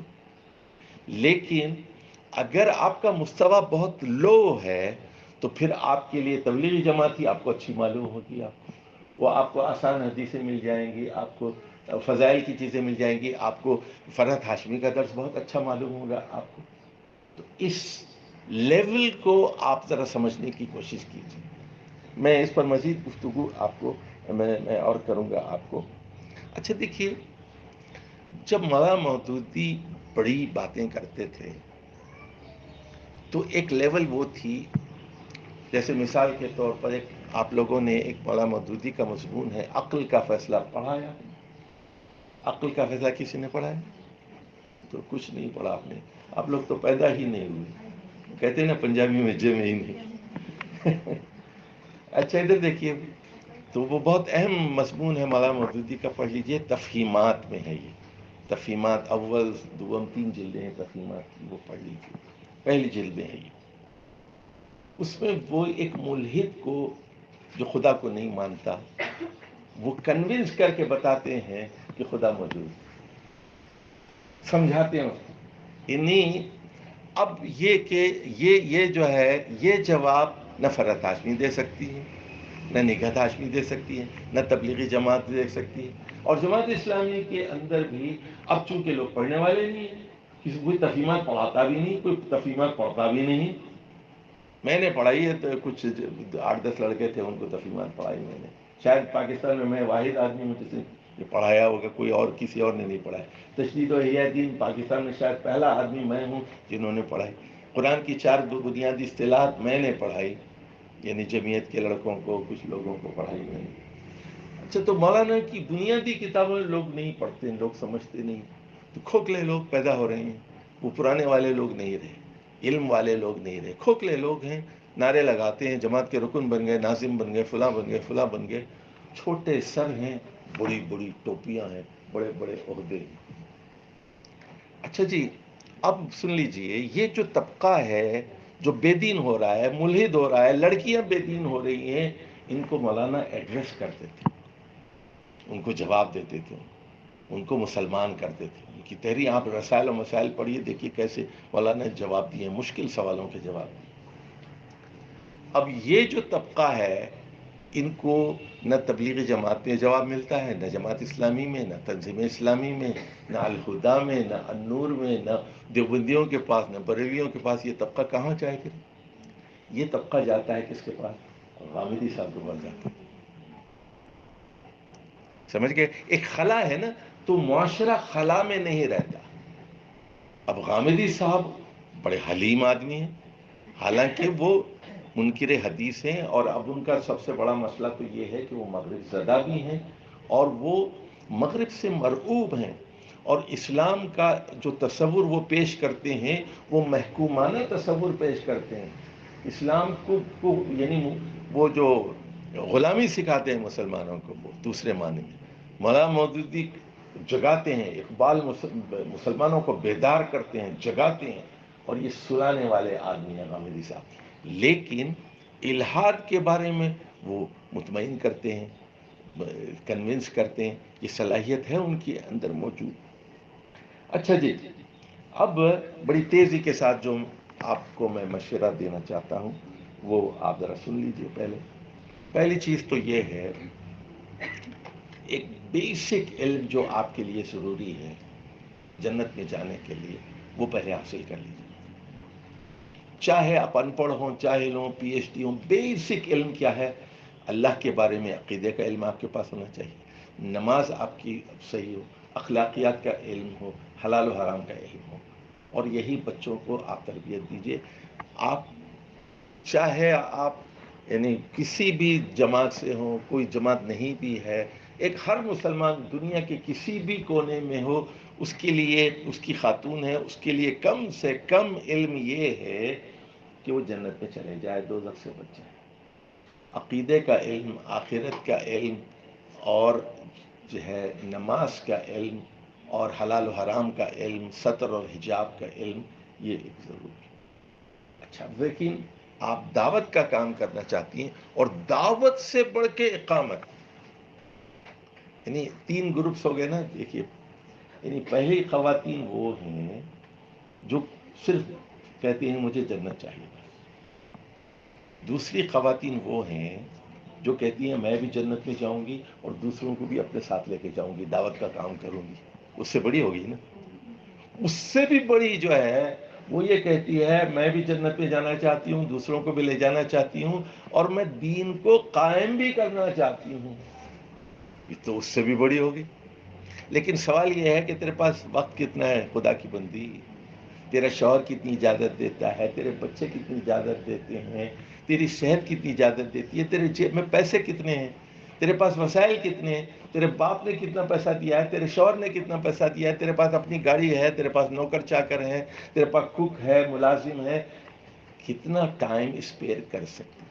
تو پہلے آپ دیکھ لیں نا کہ میں کتنا دین کے لیے کر سکتی ہوں. اچھا دیکھیے، آپ نے ان کا نام سنا ہوگا، نواب بیگم بھوپال کا نام سنا ہے آپ نے؟ تو دیکھیے، وہ نواب جو ہے، نواب صاحب بھوپال جو تھے، انہوں نے وہ ان کا انتقال ہو گیا. تو ان کی بیگم جو بیوہ تھی، بڑی قابلہ خاتون تھی، انہوں نے اعلان کیا سمجھے، یہ اعلان کیا کہ میں ایک عالم دین سے شادی کرنا چاہتا ہوں. اخباروں میں ادھر ادھر اشتہارات دی، کئی لوگ آئے، انٹرویو لیا انہوں نے. بالآخر انہوں نے اپنے وقت کے ایک بہت بڑے عالم نواب صدیق حسن خان قنوجی، صدیق، ان سے نکاح کیا. اور بڑے عالم تھے، تفسیر عربی میں ایک بڑی کتاب ہے ان کی، نواب صدیق حسن خان. وہ بھی نواب ہو گئے، حالانکہ غریب آدمی تھے. جب بیگم سے شادی کی تو وہ بھی نواب ہو گئے، نواب صدیق حسن خان قنوجی. تو دیکھیے اس طرح ہوتا ہے کہ اب پھر کیا ہوا، انہوں نے پیسہ دیا، کئی کتابیں شائع ہوئی اس کی وجہ سے، دین بہت پھیلا، دین کا بڑا فائدہ ہوا نواب صاحب بیگم صاحب کی وجہ سے. تو اچھی اسی طرح دیکھیے یہ جو فرحت ہاشمی نے جب کام شروع کیا نا، یہ کام شروع بھی نہیں کیا تھا. ہماری مرحومہ بیگم جو تھی ان کے پاس، وہ ہمارے گھر آئی تھی 1990 میں. اس وقت کوئی الہدا کچھ بھی نہیں تھا. اس کے بعد 92-93 میں دیکھا انہوں نے G9 میں کمیونٹی سینٹر میں 100 روپے پر ایک ہال کرائے پہ لے کے اپنا کام شروع کیا. 100 روپے پر ہر ہفتے. اس کے بعد پھر کیا ہوا، سرکاری تھا کمیونٹی سینٹر G9 کا. اس کے بعد اتنی گاڑیاں، اتنا رش وہاں شروع ہو گیا. اس کے بعد F8 میں یہ 4 کروڑ روپے جمع ہو گئے ان کے پاس. F8 پہ کوٹھی خرید لی، بڑا F8 کا کیمپس شروع ہو گیا وہاں پر. اس کے بعد فاروق لغاری جو ہے، اس کی بیگم بھی آتی تھی ان کے پاس. فاروق لغاری نے پلاٹ دے دیا H11 میں. اس کے بعد انہوں نے کوئی 80-90 کروڑ پر عالیشان بلڈنگ بنائی. دیکھ رہے ہیں آپ کس طرح کام بڑھتا ہے اور کس طرح اللہ تعالیٰ اس میں برکت عطا فرماتا ہے. تو اب لیکن وہاں پر سب سے جو تکلیف دہ بات وہاں ہوئی کہ ان لوگوں نے عمران خان کو بلوایا. اور یاد رکھیے، تو آپ لوگوں میں سے کوئی عمران خان کا شیدائی ہے تو وہ یہاں کمرے سے باہر چلے جائے. میں عمران خان کو سمجھتا نہیں. میں نے کہا نا، جو مغرب زدہ خاتون ہے نا، وہ کبھی اسلام نہیں سمجھ سکتی. چاہے وہ نمازی ہو، چاہے وہ روزے دار ہو، چاہے وہ قرآن پڑھاتی ہو، اس کا مقام اس جگہ نہیں ہے، اس کے باہر ہے. اور جو عمران خان کی شیدائی ہے وہ ملعونہ عورت ہے. اب میں بتاؤں، میں نے 1912-13 میں دھرنے ورنے ہو رہے تھے اس زمانے میں، تو میں نے ایک کورس پڑھایا علوم القرآن کا. آن لائن بھی تھا، ساتھ میں لڑکے بھی تھے. تو ایک لڑکی الہدا کی پڑھی ہوئی تھی، کراچی کی تھی. اچھا میں کوئی لیکچر، اچھا سر سوال ہے وہ کمپیوٹر کا. ہاں جی فرمائیے، کیا سوال ہے؟ عمران خان شروع. عمران خان یہ کہتے، عمران خان کہتے. میں نے 2-4 دن برداشت کیا. اس کے بعد میں نے کہا دیکھیے، آپ 1 سال الہدا میں آپ کیا کرتی رہی ہیں؟ کیا یہی سیکھا ہے آپ نے؟ عمران خان وہاں اسٹیج پہ کھڑے ہو کے کہہ رہا ہے میں شادی کرنے والا ہوں. لڑکیاں کہہ رہی ہیں عمران میں تم سے شادی کرنا چاہتی ہوں. وہاں میوزک ہو رہی ہے، ڈانس ہو رہا ہے، سڑک کے اوپر زنا ہو رہا ہے، ڈی چوک کے اوپر، اور آپ کو یہ پڑھا ہے آپ نے 1 سال؟ گھاس چرتی رہی ہو تم. میں نے ڈانٹا اس لڑکی کو، بہت ڈانٹ دیا اس کو. اور میں پڑھا رہا تھا مولانا گوہر رحمان صاحب کی علوم القرآن، 2 جلدوں میں. مولانا علوم القرآن کی سب سے بہترین کتاب مولانا گوہر رحمان کی. اچھا جی، اب آپ کے لیے بڑی تیزی کے ساتھ میں بتاتا ہوں. ایک تو خواتین جو بڑا کام کرنا چاہتی ہیں، بڑا کام یعنی دعوت کا اور اقامت دین کا کام کرنا چاہتی ہیں، سب سے پہلے یہ کہ آپ عربی زبان سیکھیں اور قرآن کا جتنا حصہ آپ زبانی یاد کر سکتی ہیں کر لیں. روزانہ کی تلاوت. میں دیکھیے اب مجھ سے بوڑھا ہو گیا ہوں، لیکن میں جب تقریباً 15 سال میرے ایسے گزرے ہیں اپنی زندگی کے، بالخصوص میں جب شرق اوسط میں تھا، مڈل ایسٹ میں، کہ مغرب سے عشاء تک میں مسجد میں ہوتا تھا اور روزانہ 3 پارے پڑھتا تھا. اور اب بھی میں کرتا یہ ہوں کہ 1 مہینہ چھٹی لے کے وہاں چلا جاتا ہوں مکہ مدینہ، اور مدینہ جا کے کوئی اور کام نہیں کرتا، صرف قرآن پڑھتا جاتا ہوں، قرآن پڑھتا جاتا ہوں بار بار، پہلا دورہ، دوسرا، تیسرا. ایسے پورا قرآن میری نگاہوں کے سامنے ہوتا ہے. ایسا لگتا ہے کہ میں پہلی دفعہ پڑھ رہا ہوں، پہلی دفعہ سمجھنے کی کوشش کر رہا ہوں. ہر بار ایک نئی تصویر، ایک نیا منظر، ایک نیا مضمون میرے سامنے ہوتا ہے. تو دوسری بات یہ کہ آپ یعنی روزانہ پڑھیے، زور سے پڑھتے چاہیے. آپ ٹائم ٹیبل آپ بنا لیجیے، یہ بیٹے کا وقت ہے، یہ شوہر کا وقت ہے، یہ پکانے کا وقت ہے. اچھا، بعض خواتین ایسی ہوتی ہیں بس وہ ٹی وی میں لگی ہوئی ہیں، ڈراموں میں لگی ہوئی. اب آج کل تو یہ آفت ہے، سب سے بڑی آفت یہ ہے، سمجھے؟ اس کو آپ کو کنٹرول کرنا پڑے گا. اس کو کہہ دیں کہ بند، یہ اس وقت کھلے گا، اس وقت بند ہوگا. اچھا جی، اسی طرح یہ نہیں ہونا چاہیے. بعض خواتین 6 گھنٹے بنا رہی ہیں، پورے خاندان کی خدمت کر رہی ہیں. ارے بھائی 2 گھنٹے پکاؤ، بس ہے تمہاری زندگی. تم پکانے کے لیے پیدا کی گئی ہو. ٹھیک ہے، ویکینڈ پہ کوئی ہو گیا، ہلا گلا ہو گیا، کچھ اچھا بنا لیا، ٹھیک ہے.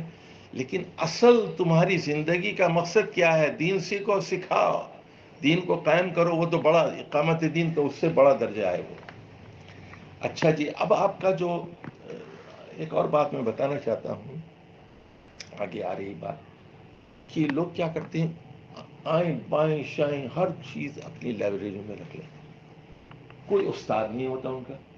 میں جاتا ہوں اکثر کتابیں اٹھاتا ہوں، پھینک دیتا ہوں کتاب. یہ کیوں رکھی ہوئی، یہ کیوں رکھی ہوئی، اٹھا کے پھینکو اس کو. تو سسٹمیٹک مطالعہ کریں آپ.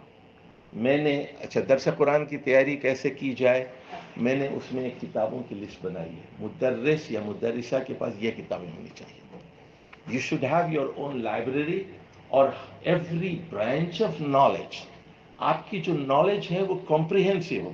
مثال کے طور پہ دیکھیے، تفسیریں 4-5 ہوں آپ کے پاس، حدیث کی 4-5 کتابیں ہوں آپ کے پاس، سیرت کی 4-5 کتابیں ہوں آپ کے پاس، لغات ڈکشنریز کی یہ کتابیں ہوں، تاریخ اسلام کی یہ ہوں، سیرت النبی کی یہ ہے، خلفائے راشدین کی یہ ہے، تابعین کے بارے میں یہ ہے، بنی اسرائیل کے بارے میں یہ ہے، یہ کرسچینٹی، ہندوازم، بدھزم اور جوڈیزم کے بارے میں یہ کتابیں ہیں، مسلمانوں کے فرقوں کے بارے میں یہ ہے. یعنی ہر مضمون کے ایک سلیکٹڈ اور سٹینڈرڈ بکس ہونی چاہیے. اور ایک بات اور یاد رکھیے جو مولانا امین احسن اصلاحی نے کہی، لیکن بڑی اچھی بات کی. کسی نے ان سے پوچھا، وہ ڈاکٹر وہ ہاشمی صاحب کی کتابیں آپ نے پڑھی ہیں؟ تو امین احسن اصلاحی نے کہا، میں چھوٹے لوگوں کی کتابیں نہیں پڑھتا. آپ لوگوں کو بھی یہی بات، چھوٹے لوگوں کی کتاب مت پڑھیے. ابن تیمیہ کو پڑھیے، غزالی کو پڑھیے، مولانا مودودی کو پڑھیے، بڑے لوگوں کو پڑھیے، چھوٹے لوگوں کو نہیں پڑھنا چاہیے. کس کی کتاب پڑھے؟ گوہر رحمان صاحب کی کتابیں پڑھیے. چھوٹے لوگوں کو نہیں پڑھنا. چھوٹے لوگوں کی کتاب آپ کے پاس نہیں ہونی چاہیے. معیاری چیز ہو، بہت معیاری چیز ہو. اچھا جی، اب آ جائیے، ایک قرآن پڑھنے سے پہلے لکھتے جائیے آپ لوگ. یہ ریکارڈ بھی ہو رہا ہوگا، میں نوٹس بھی آپ لوگوں کو بھیج دوں گا پرنٹ کروا کے آپ کو. ایک تو حضرت آدم سے لے کے ابراہیم علیہ السلام کی short history of mankind آپ کے پاس ہونی چاہیے. نمبر 2، حضرت ابراہیم اور بنی اسرائیل، بنی اسماعیل، یہ حضرت عیسیٰ تک سے جتنے پیغمبر آئے، حضرت موسیٰ ہے، ہارون ہے، داؤد ہے، سلیمان ہے، یونس ہے، یسع ہے، زکریا ہے، اور یحییٰ ہے، عیسیٰ، یہ ساری تاریخ یعنی 2100 قبل مسیح سے حضرت عیسیٰ تک 2000 سال کی تاریخ، شارٹ ہسٹری آف پروفٹس آپ کے پاس ہونی چاہیے. اس سے پہلے قرآن نہیں شروع کریں آپ. قرآن نہیں سمجھ میں آئے گا آپ کو. قرآن سمجھ میں نہیں آئے گا اگر آپ کے پاس تاریخ کا علم نہیں ہو. اچھا، اور ایک چیز سن لیجیے، بڑا مسئلہ ہے، بڑا مسئلہ ہے. جیوگرافی نہیں آتی، قرآن کیسے سمجھیں گے؟ جیوگرافی نہیں ہے آپ کے پاس، گلوب نہیں ہے آپ کے پاس، نقشے نہیں ہے، تو یہ بھی ایک آفت ہے. بتاؤں، یہ ہمارے جو دینی مدرسے ہیں نا، ان کے اندر یہ ہے، یہ بیچارے جغرافیہ نہیں جانتے، میتھمیٹکس نہیں جانتے، 8 سال پڑھتے ہیں، کسی کام کے نہیں ہوتے سوائے مسجد میں امامت کی. کوئی کام نہیں کر سکتے. نہ یہ طلاق کا کوئی مسئلہ حل کر سکتے ہیں آپ کا، نہ جائیداد کا مسئلہ حل کر سکتے ہیں، نہ کوئی قرآن سمجھا سکتے ہیں. یہ بڑی آفت ہے. معیار اتنا گھٹیا ہے ان لوگوں کا. اچھا جی، اس کے بعد رسول اللہ صلی اللہ علیہ وسلم حضرت عیسیٰ کی جو 600 سال ہے، یعنی حضرت عیسیٰ 30 عیسوی میں اٹھا لیے گئے نا، 632 میں رسول صلی اللہ علیہ وسلم کا انتقال ہوا. یہ 600 سال کی تاریخ میں کیا ہوا، اور عیسائیت میں رہبانیت کیسے آئی، مناسٹسزم کیسے آئی، یہ تاریخ آپ کے پاس ہے. اس کے بغیر بھی آپ قرآن نہیں سمجھ سکیں. اس کے بعد محمد صلی اللہ علیہ وسلم اور خلفائے راشدین اور صحابہ اور تابعین، یہ تاریخ آپ کے پاس ہونی چاہیے. یہ بہت اہم چیز ہے. اچھا جی، اب ایک اور بات جو میں کہنا چاہتا ہوں کہ ایک عقیدہ طحاویہ ہے، امام طحاوی کی کتاب ہے، ابو جعفر طحاوی کی، 321 ہجری میں انتقال ہوا ہے. عقیدہ طحاویہ، اہل سنت والجماعت کا عقیدہ کیا ہے. تو یہ کتاب آپ کے نصاب میں ہونا چاہیے، عورتوں کو پڑھائیے یہ کتاب. آپ عقیدہ طحاویہ، امام طحاوی کی کتاب ہے، یہ پڑھائیے. اچھا جی، ایک مصری عالم گزرے ہیں، ابو زہرا، نام سنا ہے آپ نے امام ابو زہرا کا؟ امام ابو زہرا، ان کی کوئی 12 کتابیں. یہ پورا سیٹ یہاں ہونا چاہیے آپ کے پاس. ہر خاتون جو درس دیتی ہے اس کے پاس ہونا چاہیے. ابو حنیفہ، امام شافعی، امام مالک، امام احمد، امام جعفر صادق، ابن حزم، ابن تیمیہ، تو انہوں نے جتنے، امام شوکانی، ابن حزم اندلسی، جتنے فقہا ہیں ان پر ابو زہرا نے کتابیں لکھی. یہ آپ کے پاس ہونی چاہیے. اچھا جی، ایک اور عالم گزرے ہیں ابھی حال ہی کے، ان کا نام ہے ڈاکٹر عمر سلیمان الاشقر. عمر سلیمان الاشقر، انہوں نے عقیدے پر بہت ساری کتابیں لکھی ہیں، جنت پر، دوزخ پر، تقدیر پر، رسالت پر، آخرت پر، توحید کے اوپر. یہ پورا سیٹ ہے اور بہت بہترین سیٹ ہے، یہ آپ کے پاس ہونا چاہیے. اچھا دیکھیے، ایک لیبیا کے اخوانی مفتی ہیں، اس دور کے بہت بڑے عالم ہیں، بہت بڑے عالم ہیں. ان کا نام ہے محمد علی الصلابی. لیبیا کے گرینڈ مفتی ہیں لیبیا کے، اور اخوانی ہیں، اخوان المسلمین کے آدمی ہیں. محمد علی الصلابی، ان کی 12-13 کتابیں ہیں. کیا جناب، ایک سے بڑھ کر ایک کتاب ہے. یہ سیٹ بھی آپ کے پاس ہونا چاہیے. سنیے، حضرت عمر پر ایک کتاب ہے، حضرت ابو بکر پر، حضرت عثمان پر، حضرت علی پر، خوارج پر، حضرت حسین پر، حضرت حسن پر، عبداللہ بن زبیر پر، حضرت امیر معاویہ پر. اتنی اس سے بہترین کتابیں نہ اردو زبان میں ہیں نہ انگریزی زبان میں. بیسٹ بکس سمجھے، اور محققانہ کتابیں ہیں. تو یہ اسی طرح یوسف القرداوی کی کتابوں کا سارا سیٹ آپ لوگوں کے پاس ہوں، بالخصوص اسلام میں حلال و حرام. یہ جو ہے نا، اسلام میں حلال و حرام سبقن پڑھانا چاہیے، ایک ایک لائن آپ کو پڑھانی چاہیے. تو یہ چند ایک باتیں تھی جو میں نے آپ کی خدمت میں رکھی. اچھا، جو قرآن کی حافظہ ہیں ان سے میں کہوں گا کہ قرآن حفظ کر لیا نا، تو 40 نووی یاد کریں، اس کے بعد صحیح مسلم کی حدیثیں یاد کریں. اور میری بھی ایک کتاب ہے معارف نبوی کے نام سے، اس میں 500 اسورٹڈ احادیث ہیں، اور میں نے یہ 500 چھوٹی چھوٹی حدیثیں ہیں اور مکمل حوالے کے ساتھ یہ بچوں کو زبانی یاد دلا. انگلش ترجمہ بھی ہے اس میں، اردو ترجمہ بھی ہے. ہر بچے کو اپنے زبانی یاد دلائی. اس سے کیا ہوگا، آپ کے اندر بھی علم آئے گا. آپ بچوں کو یاد دلائیں گے، آپ خود حافظہ ہو جائیں گے ان 500 احادیث کی. اور اس میں میں نے کیا ہے، اسارٹڈ احادیث ہے. اچھا، اس میں یہ نہیں ہے کہ اپنی مرضی سے کوئی چیز لے لی ہے. اسے میں نے کیا، نماز کی حدیثیں بھی لے لی، زکوٰۃ کی بھی لے لی، حج کی بھی لے لی، عمرے کی بھی لے لی، اور اخلاقیات کی بھی لے لی، غیبت کی بھی لے لی، چغلی کی بھی لے لی، اور طلاق کی لے لی، وراثت کی لے لی، وصیت کی لے لی، اور نکاح کی لے لی، مہر کی لے لی. یعنی آپ کو وہ ایک کمپریہنسو پیکج وہ دیتی ہے. ایسی احادیث 500 آپ زبانی یاد کر لیں، 500 حدیث، تو دین کا ایک جامع فہم آپ کو حاصل ہو جائے گا. یعنی ایک خاص محدود قسم کا علم نہیں ہوگا. تو آپ کی نالج جو ہے وہ ڈائیورسفائڈ نالج ہو. تو یہ علم جو ہے، علم تو علم ہے، تو علم سمجھے اس کا ہمہ جہتی علم ہونا چاہیے. تو یہ چند ایک چیزیں تھیں جو میں نے آپ کی خدمت سے رکھی. السلام علیکم ورحمۃ اللہ وبرکاتہ. اگر کوئی سوال وغیرہ ہو تو کر لیجیے. تاخیر کی معافی چاہتا ہوں میں، لیکن یہ جو ضروری باتیں تھیں اس لیے یہ ناگزیر کی تھی، اور اللہ قبول فرمائے. السلام علیکم. کوشچن آنسر 5 منٹ کا سیشن ہے. آپ کوشچن آنسر کا آپ کوشچن اپنے کر سکتے ہیں. اچھا سر، میں آپ جیسے ماشاء اللہ آپ کا بہت اچھا لگا، اور میں آئی بھی صرف ٹاپک ہی دیکھ کر تھی. میرا خود بھی تعلق جماعت اسلامی سے، رکن ہوں میں جماعت کی.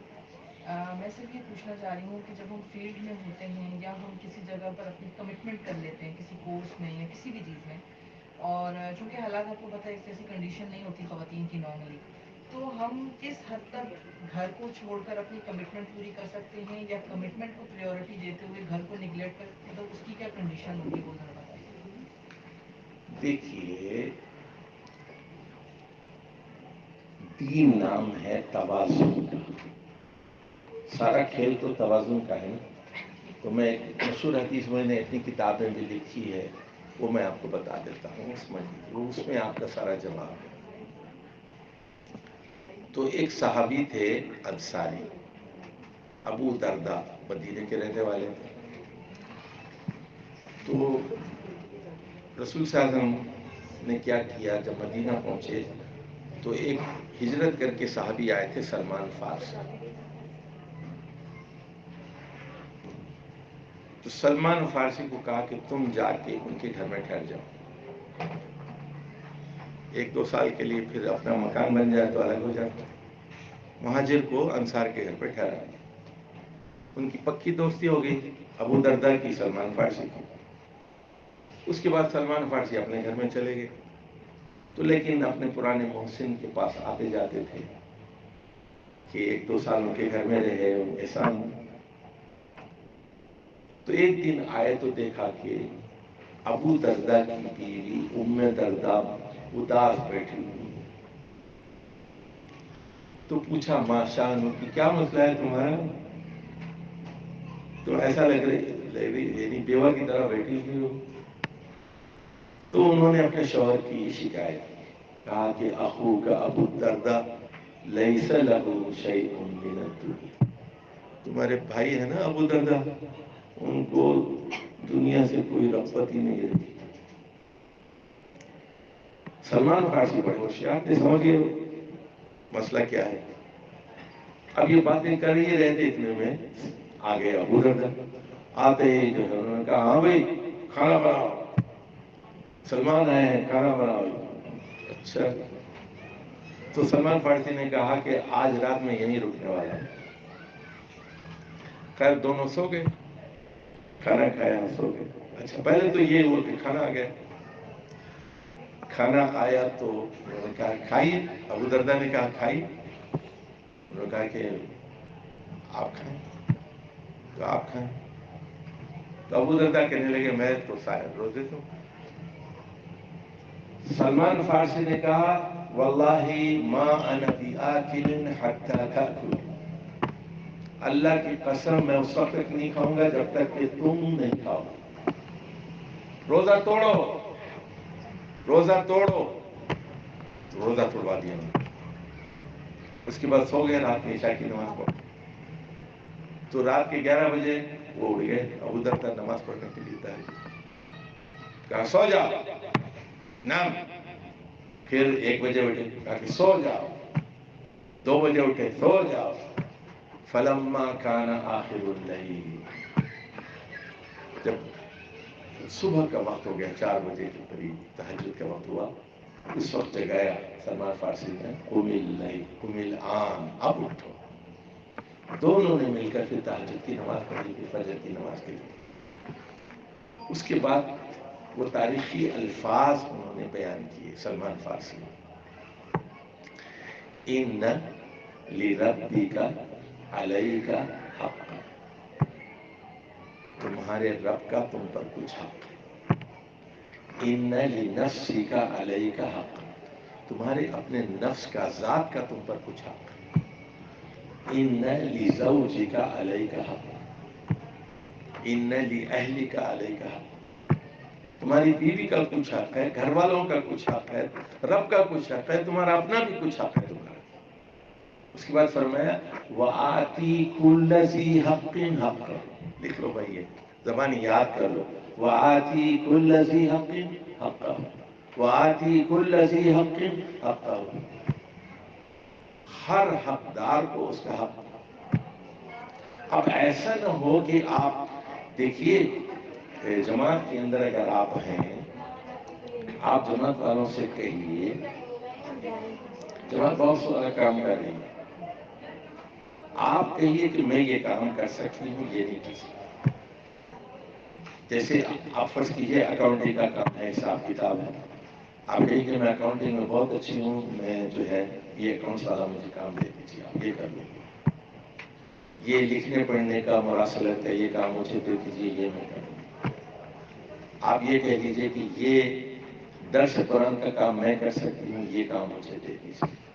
میں چلا سکتی ہوں، بول سکتی ہوں، مجھے یہ کام دے دیجیے. میں لوگوں کو لا سکتی ہوں، لے جا سکتی ہوں، باقی کام مجھ سے نہیں سکتا، یہ کام میں کر سکتی ہوں. تو پہلی چیز یہ ہے کہ آپ اپنی حیثیت کا تعین کیجئے. میں نے پہلی بات کی تھی، آپ کو یاد ہوگا کہ what I can do and what I can't. اور جماعت میں آپ کو ہر کام کرنا ضروری نہیں ہے. آپ بتائیے، دیکھیے سنیے، یہ جماعت کے اندر ایسے بیوقوف لوگ پیدا ہو گئے ہیں، سوری ٹو سے دس، وہ یہ سمجھتے ہیں کہ حضرت ابو ہریرہ سارے کام کرتے تھے اور خالد بن ولید سارے کام کرتے تھے. ایسا نہیں ہے. خالد بن ولید کو جو کام آتا تھا وہ کرتے تھے وہ کام. وہ قرآن کے عالم نہیں تھے، وہ کوئی حدیث کے عالم نہیں تھے. ابو ذر غفاری وہ کام نہیں کر سکتے تھے جو عبداللہ بن عباس نے کیا. ابو ذر غفاری نے کہا تھا کہ مجھے عہدہ دے دیجیے، تو رسول صلی اللہ علیہ وسلم نے کہا کہ نہیں، تم اس عہدے کے قابل نہیں. تو دیکھیے ابو ہریرہ جو ہے وہ خلیفہ نہیں بن سکتے تھے. جو کام کرتے تھے سب سے زیادہ حدیثیں انہوں نے یاد کی اور محفوظ کی اور بڑے عالم تھے. عبداللہ بن عمر ایک خاص کام کے لیے پیدا کیے گئے تھے. عبداللہ بن عباس فقیہ تھے، مفتی تھے، اس کی کبر الامہ ہے. حضرت عمر کا ہر ایک کی الگ شخصیت ہے. تو یہ کہ جماعت کے اندر آپ کو ہر چیز میں ٹانگ اڑانا ہے، میں یہ بھی کروں گی، یہ بھی کروں گی، یہ بھی کروں گی، اس کا نتیجہ کیا ہوگا؟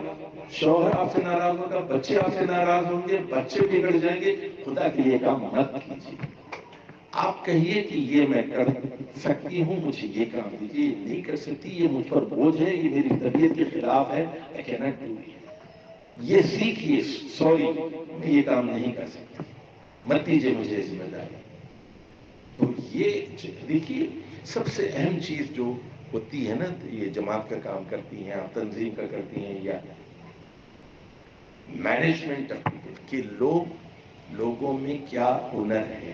جیسے ایک ماں ہوتی ہے نا، میری بیٹی یہ کام کر سکتی ہے، یہ دوسری یہ کر سکتی ہے، یہ کام کے لیے اس کو لگاؤ، روٹی یہ اچھی بنائے گی، یہ جو ہے حلوہ یہ اچھا بنائے گی، کپڑے یہ اچھا سلے گی، یہ فلاں شاپنگ. ہر ایک کی ایک صلاحیت ہوتی ہے. اللہ نے ہر ایک کو ایک جیسا نہیں بنایا. تو کس سے کیا کام لینا ہے، یہ ناظم کی یا ناظمہ کی ذمہ داری ہے جو ہمارے لوگوں کو آتی ہے. تو یہ کام مت کیجیے آپ، ورنہ آپ کے بچے آپ کو برا بھلا کہیں گے اور کہیں گے کہ ہماری ماں نے ہم کو برباد کر دیا.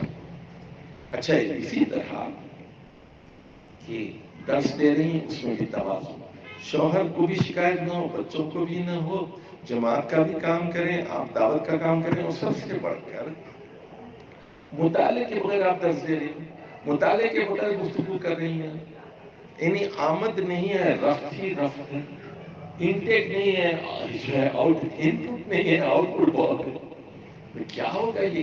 کیا بولیں گی آپ؟ سنیے، آپ پڑھا کچھ نہیں اور بول رہی ہیں، پڑھا کچھ نہیں اور بول رہی ہیں، کیا بولیں گی آپ؟ آپ تو وہی بولیں گی نا جو مریم اورنگزیب بولتی، آپ تو وہی بولیں گی جو عمران خان بولتا ہے. اگر آپ قرآن نہیں پڑھتی، کتابیں نہیں پڑھتی، مطالعہ نہیں ہے اور اسپیسیفک ڈیٹس نہیں ہے آپ کے مطالعے کے لیے فکس، تو آپ تو وہی بولیں گی جو ٹی وی بولتا ہے، یہ شیطان بولتا ہے، یہ میڈیا بولتا ہے. اور یہ میڈیا آپ کو میں بتاؤں، آپ کو آج کل صبح کی بات، ایک میرے پاس ایک ویڈیو آئی ڈونلڈ ٹرمپ کی. اچھا، ڈونلڈ ٹرمپ کی تصویر بھی ہے، اور سنیے بول رہا ہے when if I become president I will make him free. میں اگر پریزیڈنٹ بن جاؤں گا تو عمران خان کو جیل سے آزاد کرا دوں گا، یہ کہنا ہے. یہ فیک ویڈیو ہے. اچھا ابھی سنیے، ایک عورت پکڑی گئی، آپ کو پتہ ہی ہوگا کتنے لوگوں کو مارا ہے خبیثہ نے. اس کا نام ہے سائرہ، کراچی کے رہنے والی ہے، لاہور میں پکڑی گئی. اس نے میک اپ کر کے ایک ٹک ٹاک بنائی. وہ لڑکی جس کے ساتھ ریپ ہوا وہ میری بیٹی ہے، میری بیٹی ہے. ٹک ٹاک کر رہی ہے، کوئی ریپ ویپ نہیں ہوا. اچھا ہوا کیا؟ لاہور میں فسادات شروع ہو گئے. لوگ اچھا سرگودا میں فسادات شروع ہو گئے، فیصل آباد میں فسادات شروع ہو گئے. جھوٹی خبر پر یہ سب سے بڑا جھوٹ ہے، یہ مکار ہے. اس میں کوئی بھی غلط چیز آ سکتی ہے، اس کے کوئی بھی غلط چیز آ سکتی ہے. اس کے تو پکڑی گئی نا وہ سائرہ نام ہے اس خاتون کا، اور اس کی عمر ہے کوئی 60 سال. آپ دیکھیں گے تو وہ اس کی ویڈیو دیکھ لیجیے. پکڑی گئی ہے، مقدمہ چلے گا اس کے ساتھ جو بھی ہوگا وہ. لیکن کتنی جانیں لے کے گئی ہے جھوٹ کے ذریعے سے.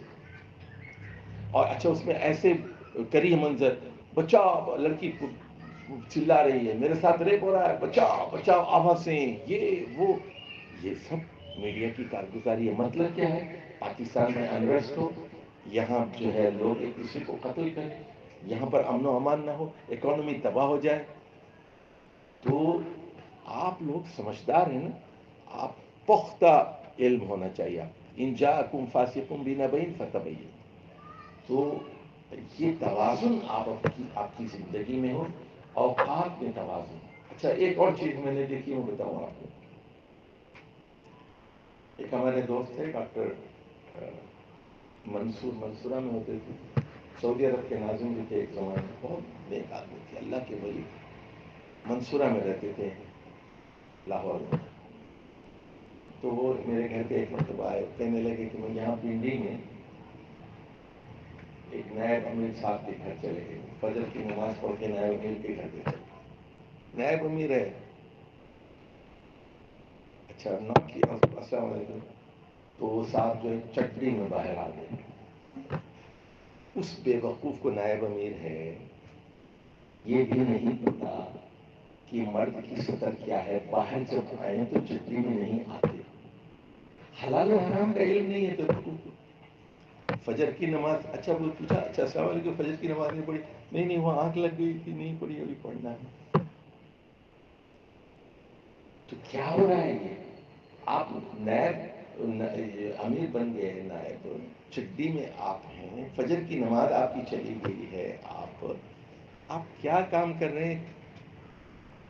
تو یہ جب آپ دین چھوٹ جائے آپ سے، آپ کی نماز چھوٹ جائے، حلال و حرام چھوٹ جائے، آپ کو ستر و حجاب کا نہیں پتا ہے، مرد کی سطر کیا ہے آپ کو نہیں پتا ہے، اور آپ دین کا کام کرنے لگے ہیں، بڑے عہدہ میں مل گیا ہے آپ کو، تو پھر یہ دوزخ کا راستہ ہے. تو اگر یہ توازن آپ ایک اپنا ٹائم ٹیبل بنائیے. یہ شوہر کا وقت ہے، یہ بچوں کا ہے، یہ دیکھیے ان کو یونیفارم بنانا ہے، یہ بچوں کا ہوم ورک چیک کروں گی میں، یہ میرے ذاتی مطالعے کا وقت ہے، یہ جو ہے دوسروں سے ملاقات کے لیے وقت ہے، اور یہ جو ہے دعوت کے لیے ہے. دن تقسیم کر لیجیے. میرے ایک دوست، بہت اچھے دوست ہیں اسلام آباد میں، ہفتے میں 5 دن درس دیتے ہیں. اچھا، اور وہ کہتے تھے سیٹرڈے سنڈے مجھے 5 بجے کے بعد رات کے 10 بجے تک نہ ملے. سیٹرڈے کو میں اپنے والدین کے لیے وقت ہے، میں والدین سے جا کے ملوں، اور سنڈے کے دن میں اپنی ساس اور سسر سے ملوں. سب کوئی ہو، کوئی بڑے سے بڑا جلسہ ہو، بڑی سے بڑی میٹنگ، کہتے تھے کہ نو کمپرومائز. میں ان کو 90 سے جانتا ہوں، 34 سال سے جانتا ہوں. ویری ڈسپلن مین. ہمیشہ ہمیشہ ڈسپلن میں. تو یہ آپ اس سب کو لے کے چلنا ہے. آپ کو بچوں کو بھی پالنا ہے اور پڑھانا بھی ہے, ہوم ورک بھی چیک کرنا ہے, پڑھنا بھی, ساتھی مطالعہ بھی ہے, اور دعوت کا کام بھی کرنا ہے, پھر اقامت دین کا بھی کرنا ہے, کچھ تنظیمی کام بھی کر سکتے. اچھا ایک لاسٹ بات ذرا سن لیجیے کہ تنظیم دعوت اور اقامت کے لیے ہوتی ہے, اقامت اور دعوت کے لیے تنظیم نہیں ہے. اب ہو یہ رہا ہے تنظیمی اجتماعات 6 گھنٹے کے ہوتے ہیں. میں خود اس تجربے سے گزرا ہوں. یعنی میں خود چونکہ قیم تھا نا, میں رات کے 2 بجے تک 3 بجے تک کام کرتا تھا گھر پہ آتا. آج ناظمین کی میٹنگ ہے, وہ سیکٹر ناظمین کی میٹنگ ہے, حلقے کے ناظمین کی میٹنگ ہے, شعبہ جات کی میٹنگ ہے, برادر تنظیموں کی میٹنگ ہے, شورا کی میٹنگ ہے, کوئی دن خالی نہیں. اور پھر میں ہفتے میں 5-6 دن مجازی دیتا تھا قرآن کی. میرے پاس اپنے بچوں کے لیے وقت نہیں ہوتا تھا. میں نے اپنے بیوی بچوں پر ظلم کیا, وہ تو اللہ کا بھلا کیجیے میری بیوی نے بہت ساری ذمہ داری سنبھالی. وہ خود جا کے گروسری وغیرہ لے آتی تھی, ڈرائیو کر لیتی تھی, پیسے میں دے دیتا تھا, وہ کام ہو جاتے تھے. اس نے آدھا بوجھ میرا اس بیوی نے سنبھال لیا. یعنی لیکن مجھے یہ گلٹ محسوس ہوتا ہے اب بھی کہ میں اپنے بچوں کو اتنا وقت نہیں دے سکا جتنا مجھے دینا چاہیے تھا. تو آپ یعنی جو غلطیاں ہم نے کی وہ آپ نہ کریں. السلام علیکم.